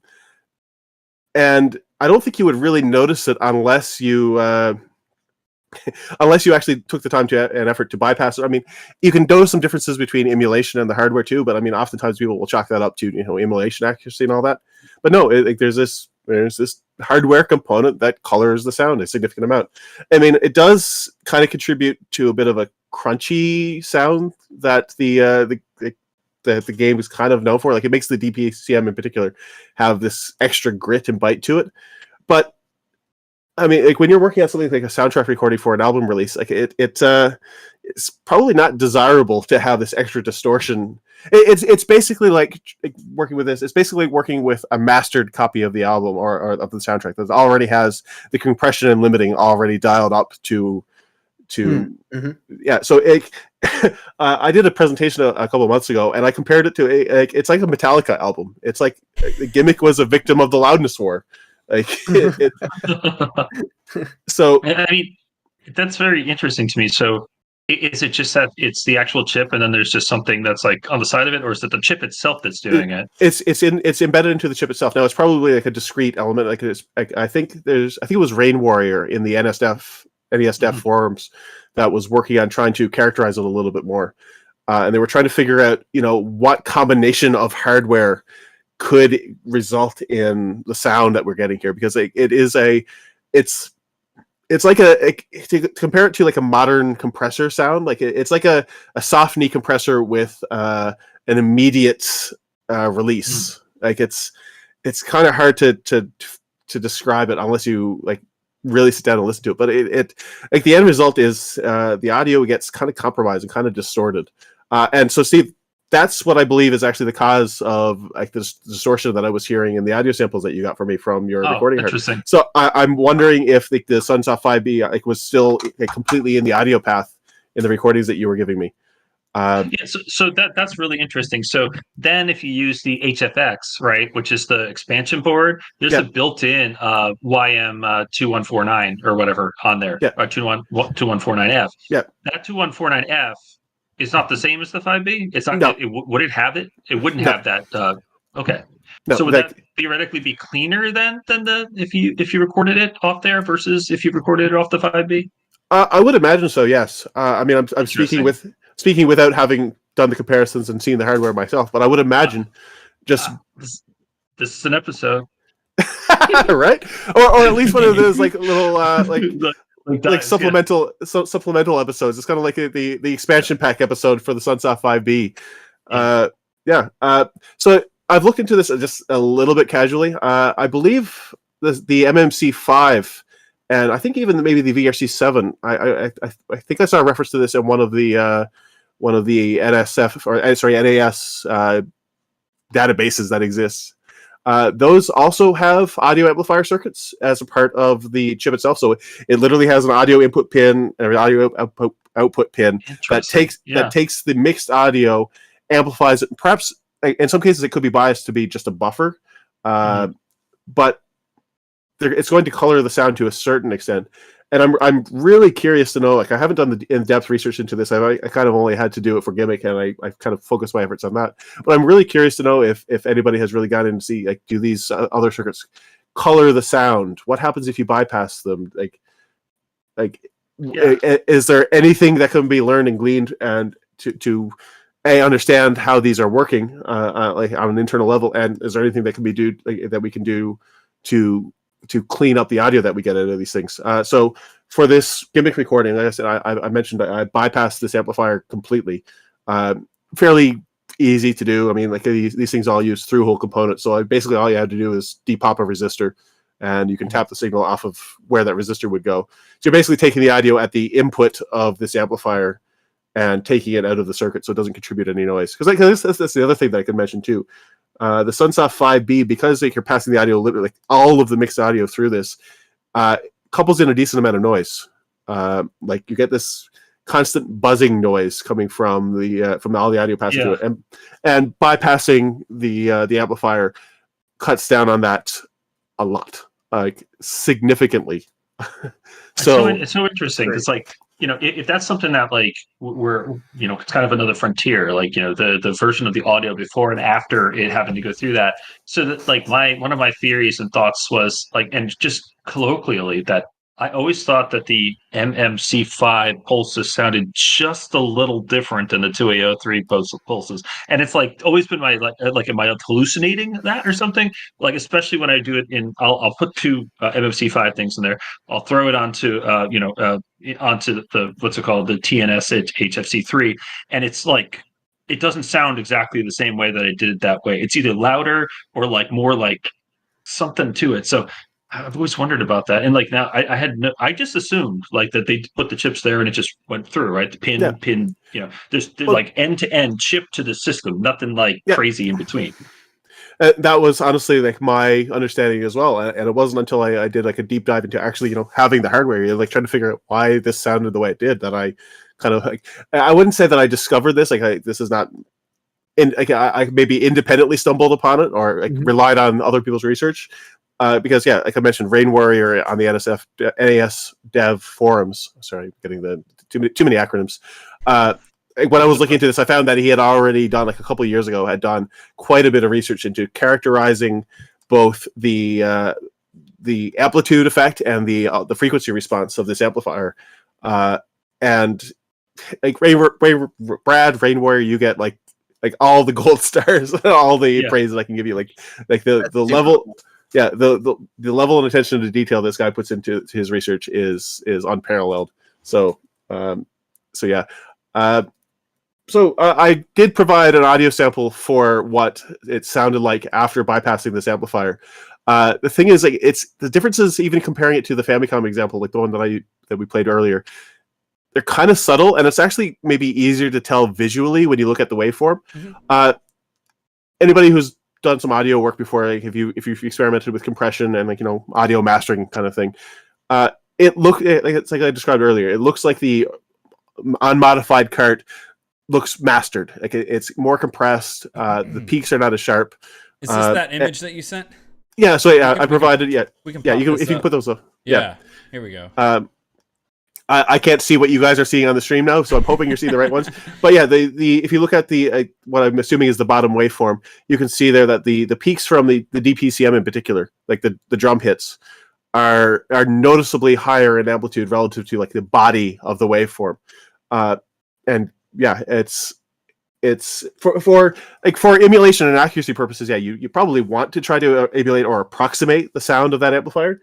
But for a soundtrack album where it's going to be, you're taking a recording and you're going to be mastering it for a format, you're going to be like applying your own processing to tweak it for a desirable, enjoyable audio release. Like your goals are different. So working towards getting a cleaner hardware recording with as little coloring as possible was my goal for doing that. So yeah. Do you guys want to take a break and listen to some music? We can probably listen to one of the recordings that I provided. Sure. Yeah, it'd be fantastic. I just wanted to interject real quickly, though. Oh, sure. You said that these modifications were like relatively easy, but just to like put this back in the context, you are doing this to a Gimmick cartridge. Yeah, right. Like, so, that is kind of scary in some ways.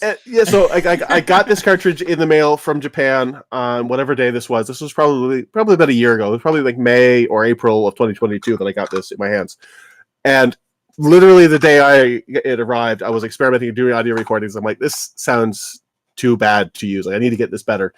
And started looking up YouTube tutorials on how to open up Famicom cartridges right away. Yeah, I would be so terrified to do that. I was like sweating. Like I'm getting goosebumps now. Like my hair is standing on end thinking about it. Like it was not like I'm relatively confident with a soldering iron, but like it's not you don't want to do this to like a cartridge that like costs like $700 and like to replace would be like I feel like I got that for a good price, right? Like these things are not cheap and not easy to come by. Yeah, is that the going price these days? Is that like 700 even without the box and everything? It's like that was at the time I was searching. I probably was looking for like a period of like 2 or 3 weeks, and this was the best deal I could find. Wow. Yeah, Man, Gimmick. I paid a lot less for it. Wow, that's like double what I paid, and I have box and all the manuals and inserts. Yeah. It was like when I was in Japan, I guess with Alex Maurer like a million years ago. The going rate was anywhere between like 30,000 to 40,000 yen. And I saw one that was like mint perfect for like 51,000 or something like that. It's crazy. I see in the chat there, Tasty Snacks is saying that explains the rattle. I deliberately never fully assembled it properly. I deliberately never put it back together just in case I needed to open it up again and do anything. That's an intentional rattle. It's still completely functional, but I just left it there just in case I needed to go back and do any extra work. Thankfully, thankfully, the recording that I got was good, and everybody approved it. So yeah, that's how we got from the cartridge to the vinyl record.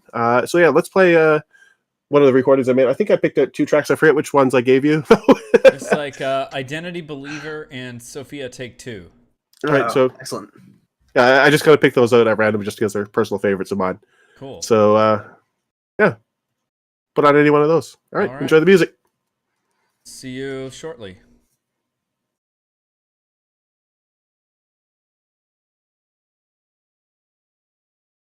Where? Oh, I have to actually start the audio.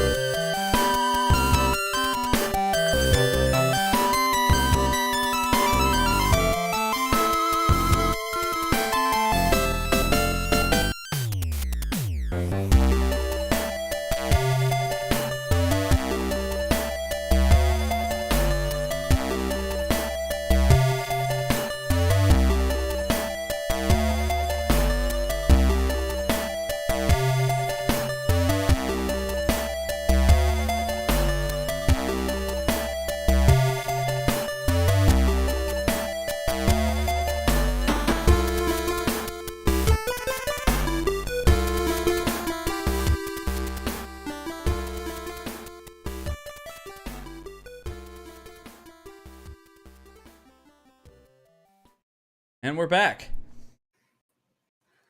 So yeah, that's some of the for anybody who's not familiar with that soundtrack. That is probably like if I had to pick like top 3 NES soundtracks right now, I would have a hard time putting that one anywhere but number 1.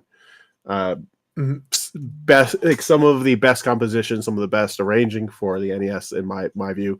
And yeah, it's helped by the expansion audio, sure, but even without that, the compositions themselves are just top tier. Oh yeah, I should plug too, because it's something that we did a whole episode on Gimmick before, but something I actually made since then on my Illusory Wall channel, which is ostensibly all about like Dark Souls and stuff. I was planning on making a series called Retro Games Dissected, and then I only made one about Mr. Gimmick. I'll probably I will get back to that series eventually, or reboot it in some form. But like, yeah, if you haven't seen it before and you're interested in learning more about Gimmick, I just did this long video that like it opens up with like a history of the game, just like sort of explaining what it is, and then it goes to like a long play where I don't talk over the game for the most part. I do pause every now and again to point out a few things, but I sort of do like a subtitled thing where I just point out a bunch of stuff. And the sound design of Gimmick, again, it's something that we probably talked about it in the episode. I definitely talked about it in the video, but one of the sound design elements that was really fascinating to me is like in the second stage, there's one part where there's some seagulls in the background, like way distant, these little, and it's not like NES sprite seagulls, like typical. It's like, no, it's like these little like single pixel for like the head, probably like into these little curved lines for the arms. It's something visually you don't really see on the NES very often, but you can hear them chirp every now and again. And I was like, okay, that's cool. What did they do for that? And the example I used is like if you're playing a game like Super Mario Brothers, the jump sound effect will be kind of obtrusive over the music. When you're playing the game, you don't really stop to think about it that much. It's not that interruptive to the experience, but you play a game like a later NES Mega Man game, and you charge up the Mega Buster, and it just ruins the music because it's a wall of sound. Yeah, it eats up one of the sound channels, and like Gimmick to me is one of the coolest examples of just handling that as delicately as possible. Because like of all the sound channels that seagull sound effect could have interrupted, they chose one voice that was used mostly for a subtle echo effect on a melody. So they basically said, hey, what's the least important channel that could be interrupted here? And it's a really neat example of clever like Famicom and NES sound design of like the people who were making Gimmick were firing on all cylinders, and they cared deeply about the thing that they were making. And it shows in every aspect of its design, from the graphics to obscure audio details. I think what we should do, like just as a secondary example of that, is create here. Here we go. Here. My son's over here. Yes, what is it, Alex? Sorry. Hold on 1 second. But what I was going to say is that what we should do is go through Mega Man 4, the entire OST, with just the charging Buster sound, and just release it. That was the one thing, and it's like common sense in retrospect, but like Mega Man 9, when that came out, they changed, as much as it kept things intact, and they even reused like some Mega Man 2 music for like the menus and stuff like that, and a lot of the sound effects were the same. The Mega Buster charge up sound was shortened, so it was just like a charge up and then it stops. And it's like because they knew that the music was too important to have that sound effect carry over. So it's really fun. I'd be curious if anyone's made ROM hacks of like Mega Man 4 through 6 where like the Mega Buster just shuts up after a couple seconds. So that would be great. Someone should.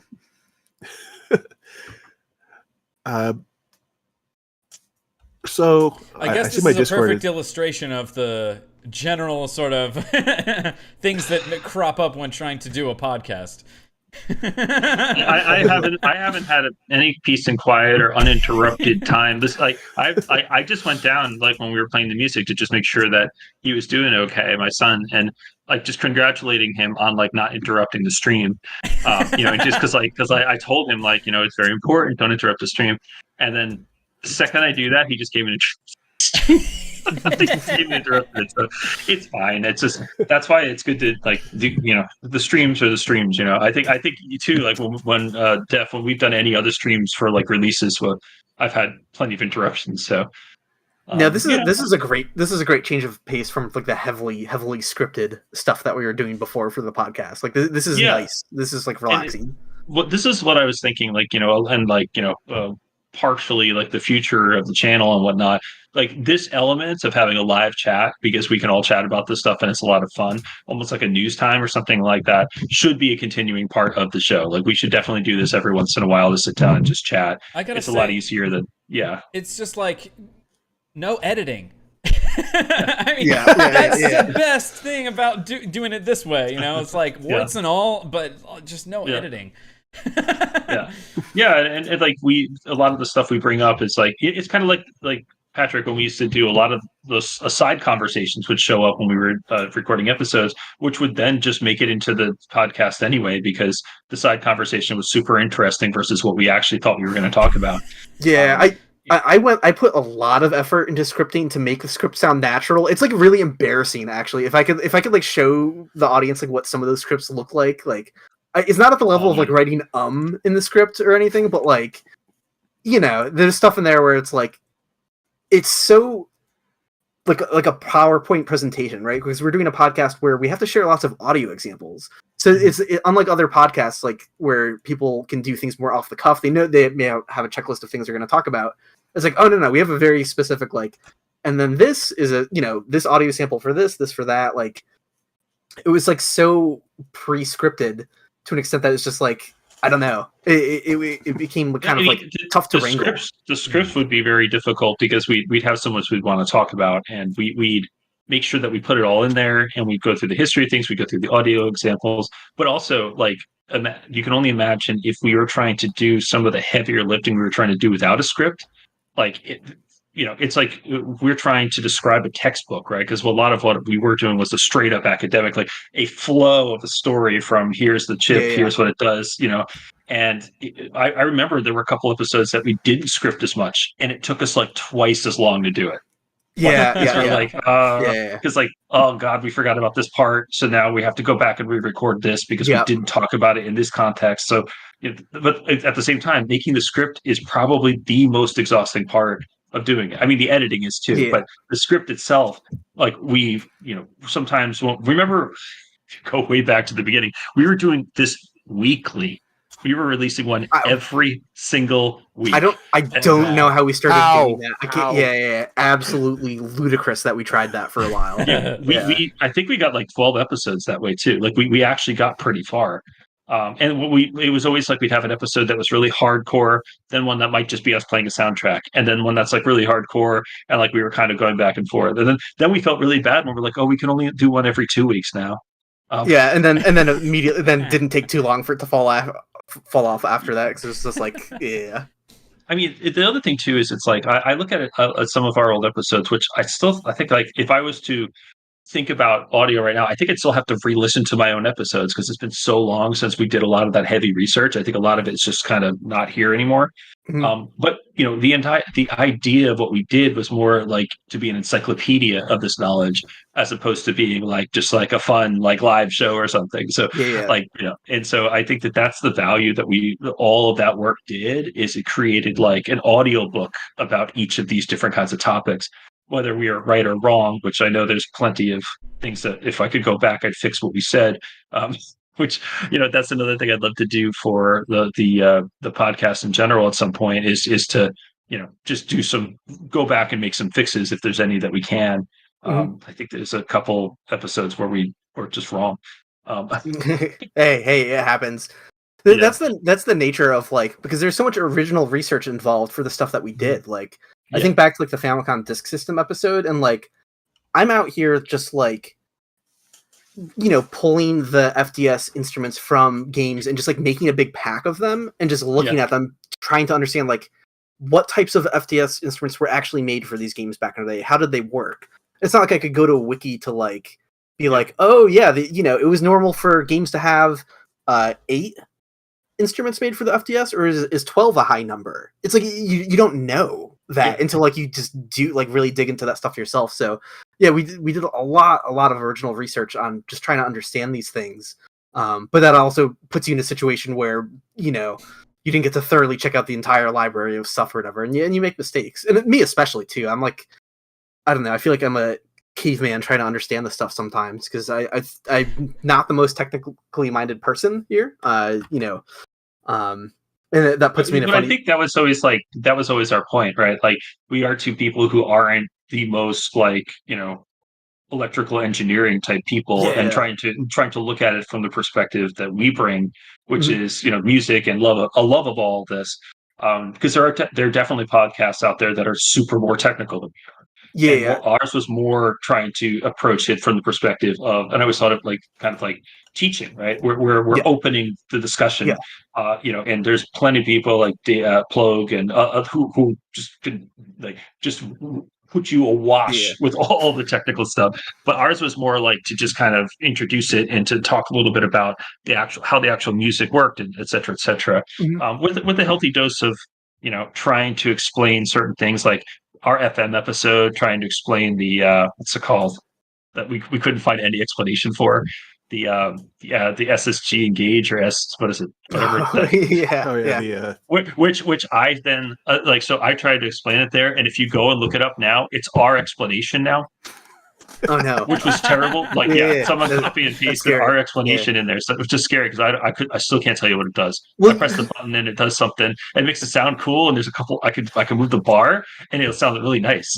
Like yeah. maybe it's like Perfect example of like inserting ourselves into these types of things and like it having to be corrected later on is I think I was one of the first people to make a list of Famicom games that used sound expansion, which is really weird to think about. That there was a point in time where there wasn't a resource for that. So just on the NES dev forums, I was like, here's all three VR6 games. Here's every FDS game that actually uses the expansion audio in music tracks, not just sound effects, that I could find at the time. I'm sure it's woefully incomplete. And like, I think the Namco sound expansion, we talked about how like people previously named it the wrong thing. That was me too, to a big extent, because I mean I didn't make up the number out of thin air, but like I just read what someone else called it or what some emulator at the time called it, and then just put it in that list. And that's the type of thing like, oh, when people are looking up sound expansion soundtracks, they see my list, it has the wrong name on it, and it's just like stuff like that's really, really easy to happen when you're just trying to research the stuff yourself, but you don't have official sources. You don't have like, you're just winging it as you go, basically. I just like, yeah, and like, so the funniest thing about this, and we've talked about this on the podcast, but it's also really funny that originally I was running a blog where I talked about audio on video games and stuff, and my source for the stuff that I posted was Patrick, but I didn't know who Patrick was. So there's and Patrick was in Philly at the time, and I was in Philly, and we didn't know each other existed. But all of my videos were like, 2A03, the Explode 2A03 or Explode 2A03 says this, and that's probably where the sound comes from. That the other problem with that is that website still exists. Where I fumbled in the dark in like 2012 to try to come up with some of this stuff, and I get all these people being like, "Well, actually, it's like, yeah, okay, man, it's like 11 years old. I should just take it down." Like, like I was pretty accurate for the information I had at the time, right? But all these people keep coming in and just saying like, "Well, you said that this has 7 channels," and it's like, I know, but like, look at when this information was sourced. Like, why is this coming up at the beginning? It's a blog. And then like the worst part is like a lot of that stuff is, well, and a lot of the stuff that I wrote, it was academic, what's it called, classical gaming was at my old blog, which is still up there. Please don't read it. At some point I'm going to go and fix it, but there are I did write some good articles about particular composers and stuff and doing some research. Like I think the one that gets the most hit is H. Kingsley Thurber, who was the composer for Captain Novolin.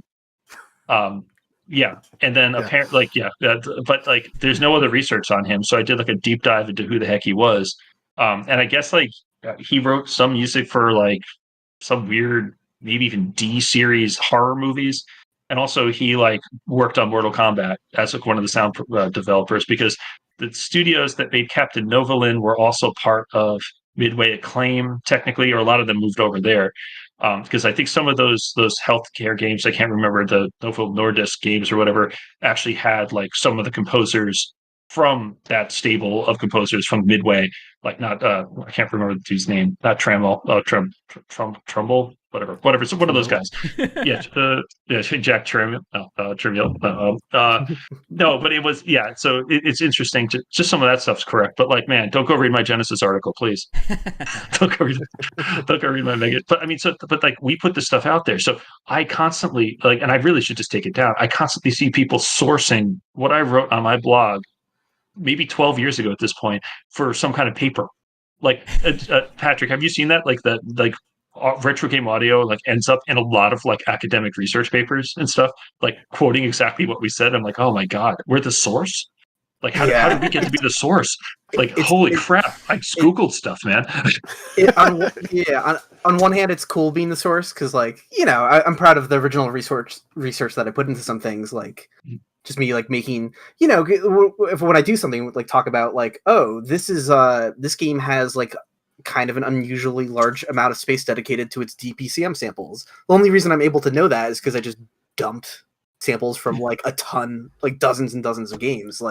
But there's not documented information on a lot of that stuff. So yeah, it's a funny thing to explore and navigate, and then before you know it, people are citing your quote unquote research, but my research is not formatted very academically. So it's just funny to see that happen, just me writing it on a blog or mentioning it in a podcast, I think what we did, and what I'm proud of with a lot of the episodes, we opened up a lot of conversations, and I think we asked a lot of questions, and and I think that we tried to be very careful about stuff we didn't know about. We literally would say we have no clue, tell us.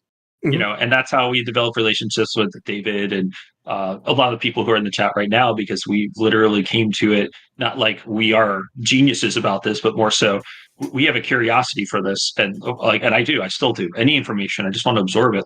Just hearing about that freaking, that there's something blocked, literally mixing the path on the 5B. I have 100 million ideas because I'm I didn't know that. I can't even believe I didn't know that. That's a huge finding, and that's so cool. I'm going to be thinking about that for a while in terms of how I've been perceiving the soundtrack for years. And that's why we're here, because we're interested in this stuff. We may not be right all the time, but we try our best to get what we can with what we can. And when we're corrected, and that's the thing that sucks about a podcast, you can't just go back and correct it. But when we're corrected, we know we're corrected. We thanks for everyone for keeping us honest. Yeah, absolutely. All right, we have about, I think we wanted to be done about 10:30 or so. So I think we should move on to the other topic we wanted to talk about today. Yeah, sure. So it's another hardware recording project. This is actually one that Steve and I worked on pretty collaboratively, and it would not have been possible without Steve's assistance here. And that is, get to the props and watch Discord blurred again. No. The Dragon Slayer Legend of Heroes soundtrack album release. I next time we do this, I need to make sure I have props. I'm all my props are they're my. It's if I just. Yeah. I don't really have anything here. But next time we do this, I need a camera. So yeah, this one happened. This project is maybe about a year and a half, 2 years old now. So our memories. Am I chopping out again, or you chopped out just a little bit? I was worried for a second. Okay. I'm noticing that my Discord is just getting more stuttery as the call goes on. So I actually disconnected on purpose a moment ago. Hopefully that prevents me from getting chopped off mid sentence this time. But yeah, that was that soundtrack album was something that we were approached to work on. I want to say maybe 2 years ago now. So my memory is a little bit hazy on some of the details. But yeah, it was one of the most challenging and time-consuming recording projects I've had the privilege and pleasure of working on. It's so interesting because you approaching me for that soundtrack, I would say it's probably one of my top favorite soundtracks. It would only be trumped on, especially in Japanese PC games, it would only be trumped by someone asking me to record Zack or Yuna or something like that. It's up there for me. And the care that has to be done with certain things like this, because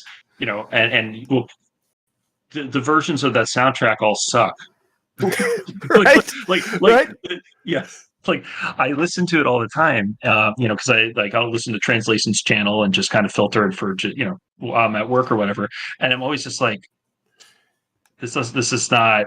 This is It's not just right. not right. It's not right. And then you can go back to the perfect edition or whatever it was, the older version where that kind of weird world where everything sounds like it's playing off in like a concert hall with like the cheapest acoustics possible, and everything has reverb or so it sounds like it's from like a Turbo Duo game that only got a Japanese release.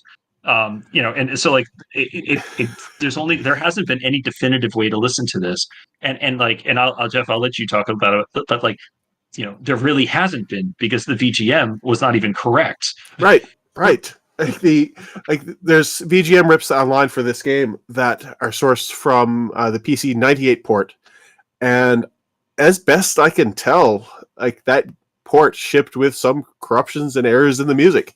I'm relying on dumped discs here. I don't have like a first-hand copy to judge, but like when I was trying to trace down the cause of these errors that are in the circulating VGM rips, it's not the VGM rips that are wrong. It's the copy of the game that they were sourced from. It's just incredible. Like that, right. Like we found a defect from a game that shipped 1996, 1995, something like that. We found an actual defect in that, and that's what was preventing us from doing the audio. So if you're following along at home, it gets more. This is just the beginning of the problems we had. Yeah. So you're tasked with producing the soundtrack to this, and you're just going back to the game, and you're like, the soundtrack isn't right in the game. Right. Like the most accessible version of the game, like when I was like looking into it, like the one that's easiest to find online is the PC 98 port, and it's just got problems, like insurmountable problems that are like well beyond my skill level and knowledge to repair. So took a lot of deep diving into some obscure like Japanese websites and Google Translate to find an actual like functioning PC 88 disk dump that I could work with. And even then, emulation is tricky. It's a pain to get running in a reliable state, and I spent like hours battling with like just weird configuration quirks and just getting this game to like run in a state that I could even hear what this music even was, not that it was supposed to sound like what the emulation was producing, but like getting it to play so I could hear something and tell if I was working with a viable copy of the game was a nightmare. So we ended up having to so the process kind of went something like emulate the game, log VGMs that were accurate to the game. We did zero polish, like we didn't set loop points or anything like that. We just literally logged continuous streams as if we were recording from the game. Mm-hmm.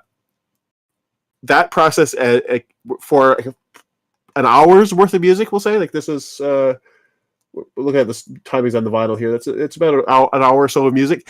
It probably took like 8 to 10 times that. Yikes! I should maybe provide some context to listeners real quick too on what the logging of VGM even is, because I was going to say a lot of classic video game music formats, stuff like NSF. And Mr. Norbert could explain this way more accurately than I possibly could, but you're doing some effort of like extracting music data in the ROM and recompiling it into a playable format. VGM is a bit different in that you can capture a stream of what gets played back, right? So it's sort of like reverse engineer, kind of player piano-esque, like everything that the sound chip does, everything that it outputs, VGM is just paying attention, like, oh, at this millisecond, this changed to that. These are the changes that happened. And so you're logging a stream of register writes to the hardware. So you're trusting, hope in this case, an emulator that is emulating the game's music engine, playing back the music data, and as it is writing its registers to its virtual version of the sound chip, you are capturing that at an audio sample rate, basically, it's such that you can play that stream of register writes back, in this case, on a device that will convert those register writes into actual hardware writes and coax the hardware into playing the music. It's a bit almost like like a live recording or a live transcription going to piano roll, kind of. Yeah, right. Whereas like an NSF rip is probably more along the lines of, you know, the actual sheet music and the person who is playing and interpreting the sheet music, I guess, going to try to make that analogy. But yeah, getting the game to work in a state that was, you know, rippable was painful. Like I ended up basically manipulating the game disk image to put various bits of the music data, like for the song I wanted to write, in the place of like the opening tune, so that like, I didn't have to play through the entire game and record audio from gameplay. And that was a lot of learning because I wasn't too familiar with PC-88 in general, and also a lot of trial and error. And yeah, painful. The process was painful, is what it was.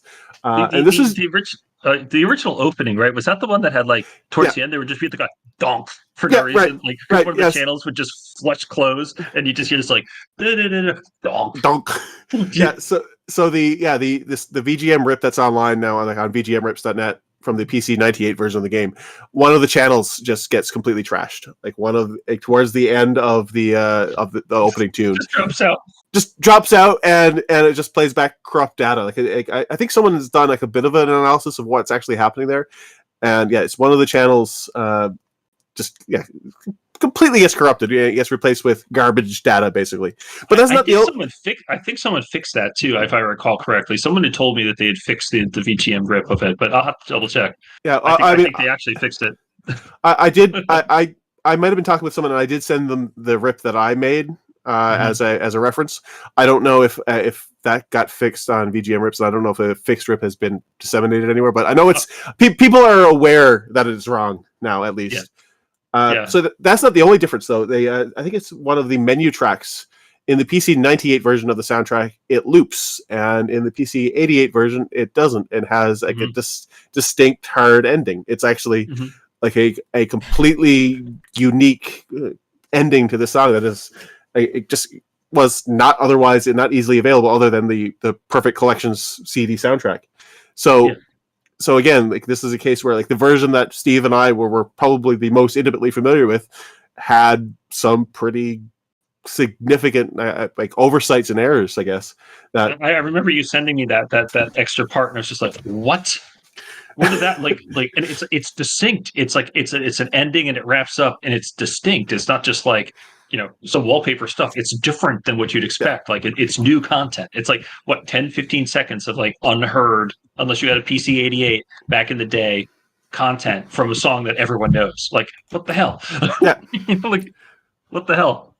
So I've actually there's one more bit about that same song too. So the Perfect Collection CD has a recording of the sound effect that plays after you confirm that you're creating the file.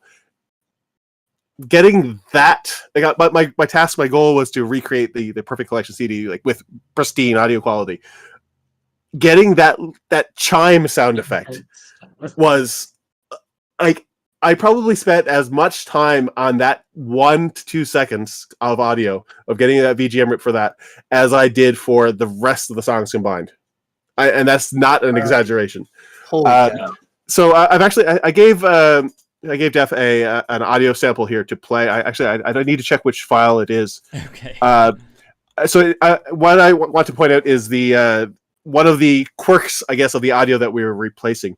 So I need to pull up my Google Drive, but it's the one that I think I've labeled Falcom provided audio.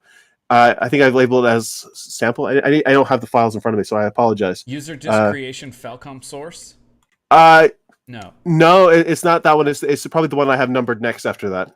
Falcom source detail. Yes, that one. Okay. Yeah. Alrighty. All right. Go.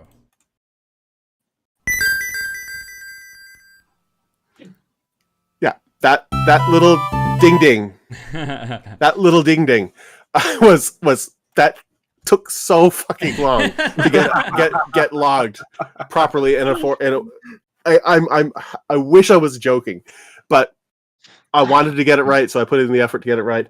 But one thing I wanted to point out about that Falcom audio, the audio we're replacing, Steve mentioned, it's got this reverb to it. Something I didn't really notice right away until I kind of like was like doing detailed comparisons with our audio.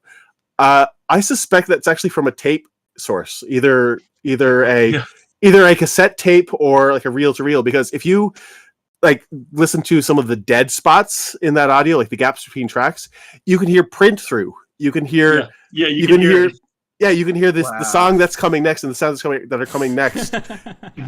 Buried through. This is something that only happens like due to analog tape being part of the process. Like, so it's a decently high quality tape. So if I had to guess, it's not a cassette. It's probably, like a studio grade reel, like maybe like a proper like studio multi-track. But still, like this would have been the audio source that we would be working with. Like, and it's just like, it's like, it wouldn't have been disappointing to use it, like, but it just would have been like super fascinating, just the path that audio would have taken if they had ended up using that. It's so funny because it's like and like this is not like we're finding some and pardon my language here, but we're not looking for some random H game from like a hentai game from that was like produced in the Dojin shop that has kick-ass music that everyone loves that like you can't find single copies for. This is a well-received, well-sold game that is well respected in the community and everyone knows the soundtrack to. Yeah. And this is the shit we had to go through to get the music from. Like, well, it shouldn't be this hard. But it also goes. It also like should I show the image of the file list? Yes. Yeah, go ahead. So, but like, I think that the other thing that this illustrates is like that's the quality of archives that these companies maintain, right? Like that's two last examples. God, please. No, come on. This brings us to. I give up after this. So that brings us to headache number 2 of this recording process, which was actually playing back these VGM files on the actual like on Steve's MSX and Makoto hardware. We were plagued with interference coupling into the sound, and that's one of the quirks of doing this kind of work. Like I've experienced it so many times on like these other projects, and Steve got his baptism by fire when he was working on this. Yeah, I mean, those are the names that I put together on there. So that was like for my end of like what we were trying to do. And I guess the thing is we had to, so getting to the reason why we had used Makoto and MSX, we had VGM versions of these things, right? In terms of having S98 files or S88 files or whatever we'd use to play it back, like neither of us has the hardware or expertise to actually understand what the hell happens with the PC88. Like I've imported a lot of computers. There's an X68K right here. There's an FM Town Smarty right here. There's a bunch of MSXs, but like I refuse to learn yet another system. Oh, like you're pointing at it right there. I have a PC 9821 right behind me right now. Okay. I had to take the plunge for another project. So yeah, but I just and so at the time it was just like, how can we do this with what we have? We had VGM files, so we can use something that plays VGM. Just so happens that we have an OPNA which can play OPN. So why don't we just do it this way? And this is the best way we can do it with the knowledge and the tech we have at the time. Which led to us making tons of recordings where I was literally pulling wires up to try to see if it would make less noise in the background because we're working with interesting tech. Like, I mean, this is like, this is a homebrew card on a system. Like we changed, how many different MSXs did we use? Like 4 or 5 until we found one that sounded the best. Like you tried at least 3 different combinations. You were trying different RAM expansion hardware. You were trying with the monitor on, off, connected, disconnected, trying different power supplies, trying everything.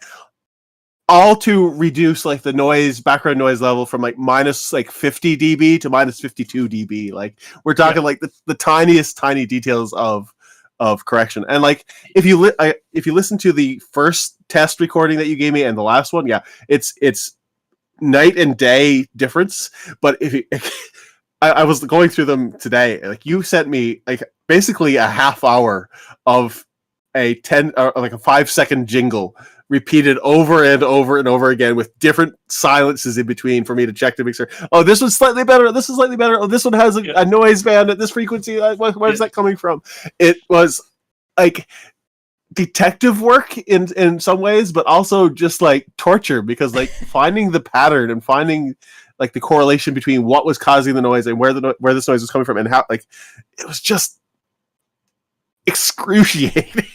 Yeah, I think what we ended up with, like, I think I used like an FSA1, right? So my red FSA1 Panasonic MSX2 and then we put the expansion cartridge on, right? Then we realized that if we put one of the RAM cartridges on, for whatever reason, the RAM cartridge stabilized the pitch. So we had to put what's it called? The MMM, the music module mapper, whatever the heck, I can't remember the name of it. It's the one that has the PSG on it. So we put that in there, then we ran it, and then like we just monitor on or off, right? So you had to like set everything up. I'd have to queue up the like in between, turn the monitor on and off to make sure I could pick the next track I needed to from the batch list. And I think the one time when I went to go do it, like we set everything up, I sent you an example, and it was just like this new hum we'd never heard of. Right. It was just there, like with the same setup. Like I hadn't moved anything. There's just a new hum. The hum's just like, and I'm like, oh great, cool, perfect. And so it's like, is it going to rain today? Is that why this is happening? Like, I see in the YouTube chat someone is saying, I think it's Dylan Tam is saying these guys out here attempted to create. I was going to mention this too. Create the most accurate sounding recording of a PC 88 soundtrack on an MSX. Yeah, like I think this is probably torture of our own making here. But it's with the tools that we had at our disposal. And relatively low barrier to entry. I mean, that could be disputed now based on the efforts that we had to put into it. But also, like, I think the results show that, like, even despite the complications of the setup, like, this holds water. Like this is a definitive recording of the soundtrack, in my opinion. And like we did have, I mean, with the flaws that it had, sure, like we did have the Falcom audio to use as a reference, the past recordings. Those are legitimate hardware recordings from a legitimate PC 88. Reverb and background hum nastiness be damned. Like it's still trustworthy.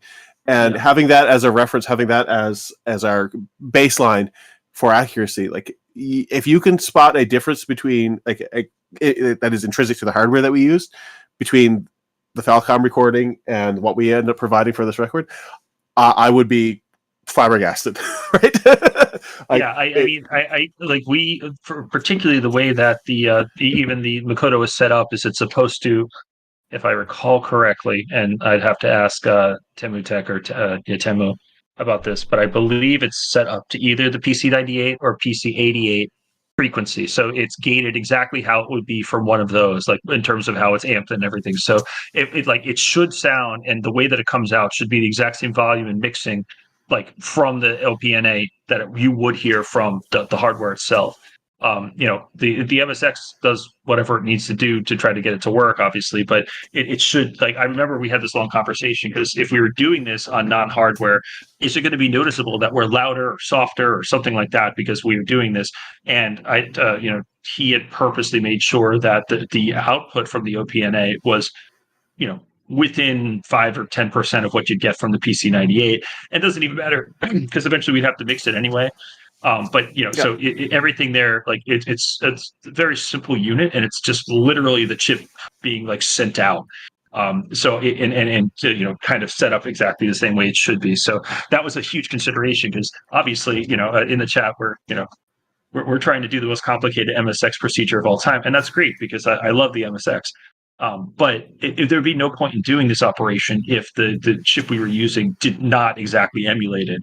And I would have been like, no, we're not going to do it then. We have to get a PC88, and or whatever, and it's fine to, the other thing too is, like, I know there was concerns even so of using an OPNA to record OPN, right? Because it's the same exact chip basically in a lot of ways, right? OPNA is basically two OPNs. And I think, like, circuitry wise, very similar.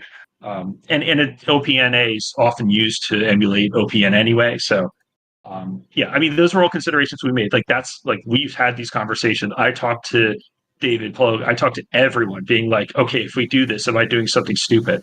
Right? Like, first of all, everyone's like, you are, because it's an MSX. I know. Okay. That aside, is what we're doing and putting out audio wise okay.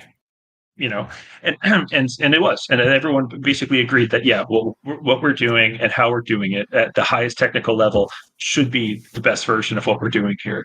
And being able to use an MSX to bring up these VGM files and do all that stuff, yeah, we could use a PC-80. We just did not have that. And so this is a bit, originally this is supposed to be a very easy operation because I could just play the VGM files back. And remember, we talked about this. You send them over. I'm like, yeah, I'll just record it. I recorded the whole thing for it, like immediately. And you're like, no, this is shit. There's something wrong with it. Well, we also had conversations too about the ethics of using someone else's VGM rips and using someone else's NSF rips, like in principle, yeah. Like, how do we feel as people who are being commissioned to do these definitive hardware recordings, basically taking someone else's work wholesale, someone else's VGM rips? I mean, I know the process takes time and effort and knowledge and skill.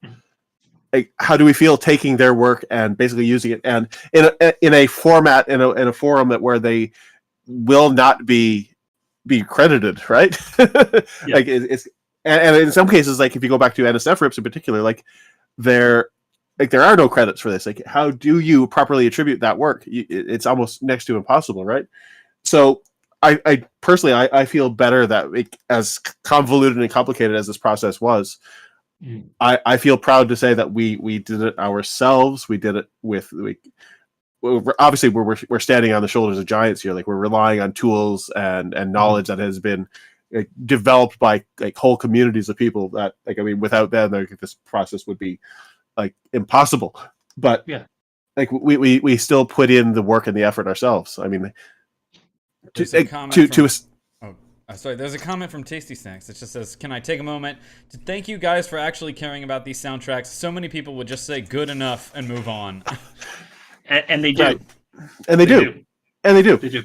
Yeah, unrelated to the soundtracks you worked on, as a longtime Castlevania fan, man, I don't really like a lot of official Castlevania soundtracks.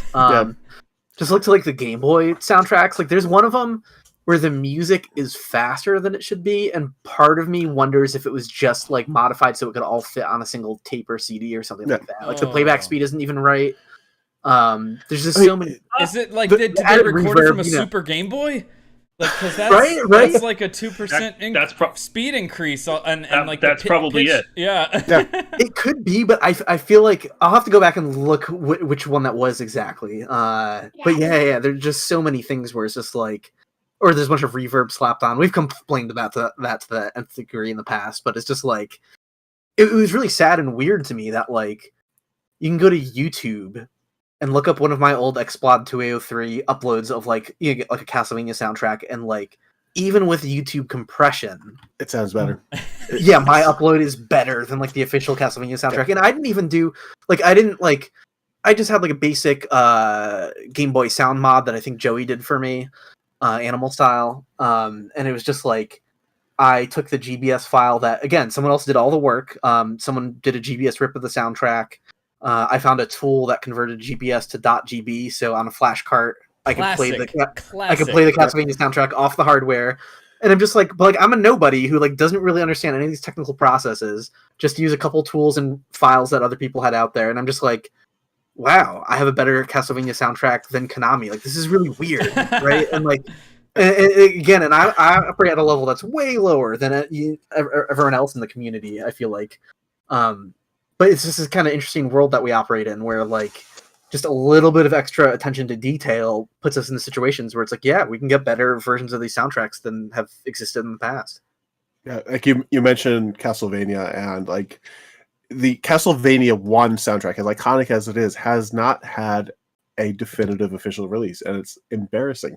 It's it's shameful how bad the currently they put out a box set, a CD box set, maybe last year or the year before, and it's still that same reverb sound effect laden recording that was on a cassette tape in 1989. I think it's Puke 7 who has a copy of the cassette tape, which actually predates apparently the CD release that I was referring to previously. So yeah, it's crazy to me that they're still using these same masters and not taking the time and effort to update their own archive of assets, and they're still trotting out these same old recordings with new, even worse mastering.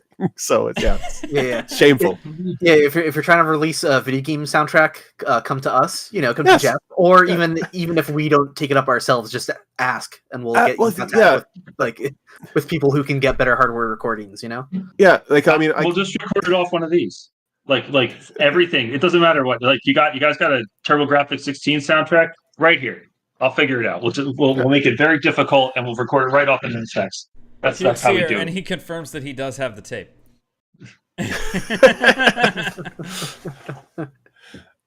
So the other thing is we're not alone in caring about this too. What others would consider good enough. There's huge communities of people who would be disappointed by, and it's honestly kind of shameful that some of these releases get it the way they do, especially some of these more just don't go too far, all these people that are remastering the Super Nintendo soundtracks with the original sound sources. Those are cool. Those are cool. Those are cool demonstrations to see. But presenting them as an upgrade is no. Yeah, you and I have the same thoughts. Yeah, I agree. Yeah, they're a cool thought experiment. Yeah, but the assumption that a lot of these are based on is that if the composers who were composing music, say for Super Mario World, had access to higher sound fidelity in the hardware, would they have chosen the same samples that they did? Would they have gone with the higher quality one? The reason why they chose the sounds that they did was they were working with these hardware limitations. They would have used an actual banjo. Yeah, right. It reaches the point where it's yeah. And it's the same thing I say to the people who talk about DPCM bit reversal and the Sunsoft bass samples. If there's a gray area. There's a gray area. It's hard to know where to draw the line. Sometimes the restoration stuff makes sense, but sometimes it's too far. Yeah, exactly. And I'm just trying to stir the pot. That's all. I know this is polarizing, so it's a good topic for a show. It's a good discussion. Absolutely. Yeah. And I am pretty passionate about I enjoy some of the restoration work that's out there, and some of these more there was a video that made the rounds a couple years ago, and I still see it pop up from time to time about making the NES into the ideal version of its audio self, smoothing out the noise in the triangle channel, and it's as a experiment. It's awesome. And as trying out to see, okay, what can I do to make my own version of this, see how it sounds, see how it affects the soundtracks that I know and love. Great, do it. Claiming it is the definitive version, which I don't think. And actually, the video that we're citing here now, if you read the description, he pretty explicitly states this is not meant to be, a definitive. It's not meant to be an improvement. It's just what happens if I make it's more the course about yeah. But I looked at some of these efforts, and I don't feel like they're misguided. Again, I think they need experiments, but that's it's different than when Patrick and I took the the Lagrange Point soundtrack and put it on OPLL instead of VRC7, being well, the VRC7 is a stripped down OPLL, so on OPLL it's the correct sounds and these are the right things, and and it sounds like garbage, but it's so funny because it's mapped incorrectly. That was but that's the same kind of experiment, right? I'm not trying to pass that off as this is the most definitive way of doing it, but it I think people. It's such an interesting conversation because it used to just be, can we get it right? And now it's kind of can we get it right versus can we get it more right? And that's what a lot of the stuff is doing, right? It's pure audio versus we're excelling beyond what the actual limitations of the console were to try to get something that sounds better. I don't know. It's a long conversation because there's times where it makes sense and there's times where it doesn't. Yeah, it's a gray area that I've had to actually cross into that territory a little bit with some of the recording work that I've done. I had to do some Game Boy Advance work for a project that's coming up, and the hardware. Oh no! Oh. I'm riveted by this because that's a chip that's not really very well I don't understand it at all. I don't know if you guys ever covered the GBA and the retro game audio. No, that's something that goes over my head. I talked a little bit about it with Alberto Gonzalez. Okay. Because he did several Game Boy Advance soundtracks. But just like, I remember like my eyes glossing over as he was trying to explain it to me. I was like, I'm very interested in everything I can learn from him. He's one of my favorite game composers. But getting to the GPA, I was going over my head. Like the limitations and all the weird quirks of the audio of the system are super weird. I think, and tell me if I'm wrong. I think you can do GBA and Furnace Tracker, right? Pretty sure. Is that one of the forks? As a non and so Patrick, that's we could ask people in the chat. Yeah, but for that example, like Patrick, some of these things that like WonderSwan has been kind of like stuck in a box for us. There's now trackers where we can actually like make examples for this stuff. We didn't have that before. That's huge. I remember. I was going to say, going back to the Super Nintendo episode, some of the audio examples were made using a Super Mario World ROM hacking tool. Is what we use to make audio examples, and it's this feels very wrong. Like this is not how this should be happening. Oh yes, we got Jeff back. All right, so tell us about GBA. I was riveted by that. I forget again. I don't know where I was before I was talking to the. You said 2 words and cut GBA. Why does this always happen? Yeah, so I had to do some Game Boy Advance soundtrack recording work for a project that I can't talk about in detail yet. Talk to me in like November, but. Yeah, I had to cross into that gray area territory where like I was doing work above and beyond to restore the audio above what the hardware was capable of, and like there's some decent tools that exist that will allow you to play back Game Boy Advance, like a subset of Game Boy Advance soundtracks, in way higher fidelity than the hardware would be physically capable of. Like there's limitations in the Game Boy Advance audio hardware in terms of like how the mixer is done in software for a lot of cases. It comes down to a memory limitation and like a bit depth limitation. You end up reducing the format, so the audio quality in such a way that it almost makes the soundtracks unlistenable if you're trying to create, a soundtrack album. So again, this is where the difference between preserving the game music for like emulation purposes and accuracy purposes and putting together a recording for a soundtrack album. That's where like the two philosophies have to differ quite a bit. So for that particular project, I did dive into some of these restoration techniques that some people would use. I can't really get into the super nitty-gritty details yet. It's going to be a wonderful podcast episode where we can talk about it. I have a similar episode of a similar kind of thing where using different tools, like having to make decisions about a particular kind of expansion audio and making sure that the tool itself was meeting the needs of what we actually needed to do. So it's like, is an emulated version of this tool, which sounds a little bit better than the hardware version, better for a commercial product than the actual true to the sound of it? Because the true to the sound of it is questionable. Yeah. And I think by saying that I gave away which chip it is, because there's one particular chip that has kind of an issue when you do stuff with it, with multiple channels above and beyond a certain number. Yeah, could be that one. Yeah, it could be that one. But that's the point. Like, so for that, I mean, no one can guess what I'm working on. But from that perspective, like, do you preserve the whirring? Do you preserve the crunch that you get from that, or do you just have 8 clean channels? Because one has character, but also hurts your freaking ears.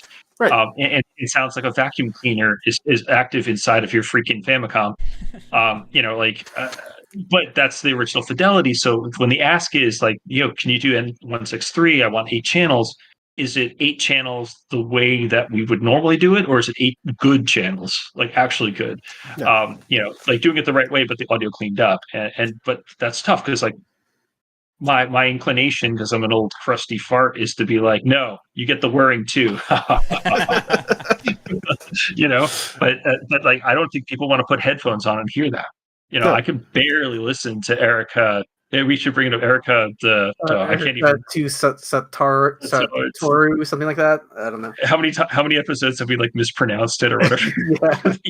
That's never going to change. This is a couple of good points. Yeah. Somebody mentioned Some Spoony Bard. I don't think Furnace can do GBA. The best approximation it can do would be probably a multi-chip module of DMG and some 8-bit PCM sound chip, Rico RFC. Dylan Tim says the complicated part of GBA is that sometimes musicians throw the GB sound channels into the mix, which I kind of forgot about. That you've got that in there too. And that was one of the challenges I had to surmount with the work that I was doing, and making certain compromises in the name of making, the more enjoyable, the more desirable, listenable product. It was something that I had to make almost like a decision song by song and in some cases soundtrack by soundtrack basis, because I hate having to talk about the generalities here rather than getting into the specifics, but it's not something that was ignored. It's not something that can be ignored. I think we just set us up here for a future episode here. Like this stream has kind of evolved into a teaser for some of the things that we're planning on episodes, planning to have episodes about. Yep, absolutely. Very cool.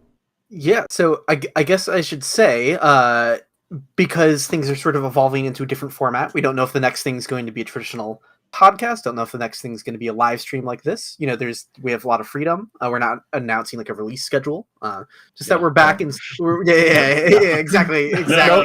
Next week. No to that. No commitments.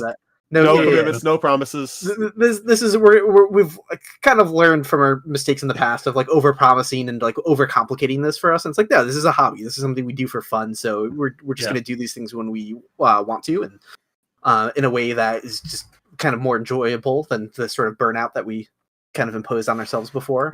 With all of that in mind, if you don't already follow us on Twitter, follow us there. If Twitter like implodes and doesn't exist in the not too distant future, very realistic possibility. We're also on youtube.com/retrogameaudio. I'll use the community tab there. I used it for the first time tonight to say like, hey, this stream was coming up. So there's multiple places where you can follow us and stay in touch. Twitter, YouTube, our individual Twitter accounts is not a bad place. And don't forget the SoundCloud itself. I should also mention too that we are in the process of revamping the Patreon. I don't know what the model is going to be for it or anything like that. There's still some like we had originally. Everything is suspended there. I'm sure that most of the payments that are on there are suspended anyway because they're from 1 million years ago. So we'll also be using that kind of as a source for information, other articles and stuff like that. But I need to look into it, dig it out, and figure out are we going to go back to monthly? Are we going to do something along those lines? And I want to make sure everyone has an opportunity for transparency, so you don't just start getting randomly charged for stuff. I don't know how many people are still on there, but it was a sizable amount of contributors at low levels. So I just want to make sure that that's addressed too. And everything will be posted there and posted here, and et cetera, et cetera. So we don't tend to hide. We don't paywall anything. I think that was kind of our goal. We didn't want to paywall anything on the Patreon. Maybe we'll post something for people every once in a while there. But that's a good way to support us. And a lot of that stuff and a lot of the funds that we got from there went directly into hardware buys and things we have. We were going to do an FM Towns Marty episode. I have an FM Towns Marty sitting right here that we didn't get to use yet. The microphone I have was also bought with Patreon money. So we were able to use that to get a lot of the hardware we used to make episodes. So that's another exciting possibility for some of these rarer things that we're looking into. So gonna get more on that probably on Twitter and other sources, but just wanted to address that. Also, if you're not in the Retro Game Audio Discord, we do have a Discord channel. I'll share the link to that here if you'd like to come on in. I was going to mention that too, because while the podcast has not showed very many signs of life in the past little while, the Discord is still reasonably active, and there's a lot of people who I would call subject matter experts in that community. People who will humble all of us with their knowledge from time to time. And even if you're not an active participant, it's really nice sometimes just to be a fly on the wall in those conversations. There's a lot to be learned from the members of the community there. So I think the Discord was originally a Patreon exclusive, but I think since things have kind of calmed down and activity has slowed, it's now, I think you've opened it up to the public. Oh, so. yeah, that's just completely public now, as it should be. Yeah. It's public. I mean, it's one of those things where if someone wants to ask for it, I usually send out the link to it. But yeah, we haven't had any official policies. Like, I don't think it's on our Twitter about it or anything like that. Some of this stuff was, we had a model and a setup for it. So it's just kind of picking up the pieces of some of that and just trying to be very fair about it, because we understand that it has been like 3 years or something like that. So, all right. Well, I wanted to have this set for about 2 hours, and we ended up going over, which is not a problem, because we could talk forever probably. Yeah. But I think the only thing we didn't play is some of the examples of the hardship we had with Dragon Slayer, and maybe we should leave it with a couple of those audio examples. Maybe we can just close out with a couple of the songs. Maybe we can revisit this topic in a little bit more detail as a more fully structured, either like a full episode or like a appendix episode. Yeah, I think that's a good idea. Mm-hmm. Yeah, because we really didn't get into like the nitty gritty details. I have a notes document that I wrote at the time when I was doing this, and it'll be fun to dig into that and call it some of the more hardships in the detail. Maybe name some of the specific tools that were used and things like that. So yeah, plenty more detail. It will be fun to dive into that in a little bit more detail. Yeah, Great. maybe just get a couple of the recordings. Yeah, So which ones? I think I sent you one of the ending. I think I sent you ending 1 as a sample. That seems like a perfect tune to wrap the night. Sure. Oh, that's great. One of my favorites from the soundtrack too. So, Awesome. So thanks everyone so much for stopping by. It's cool to be reviving retro game audio, and it was great hanging out with everyone. So yeah, everyone have a great night. Have a good one. And thank you for listening to Retro Game Audio. Thanks for watching. Thanks for watching. Yeah, thanks for watching. Thanks for watching. Yeah, it's good to change it. Yeah. All right. Thanks everyone. This was super cool. Thanks. A lot of fun too. Yeah. Thanks for everybody in the chat too. Good night, everyone. Good night. Bye.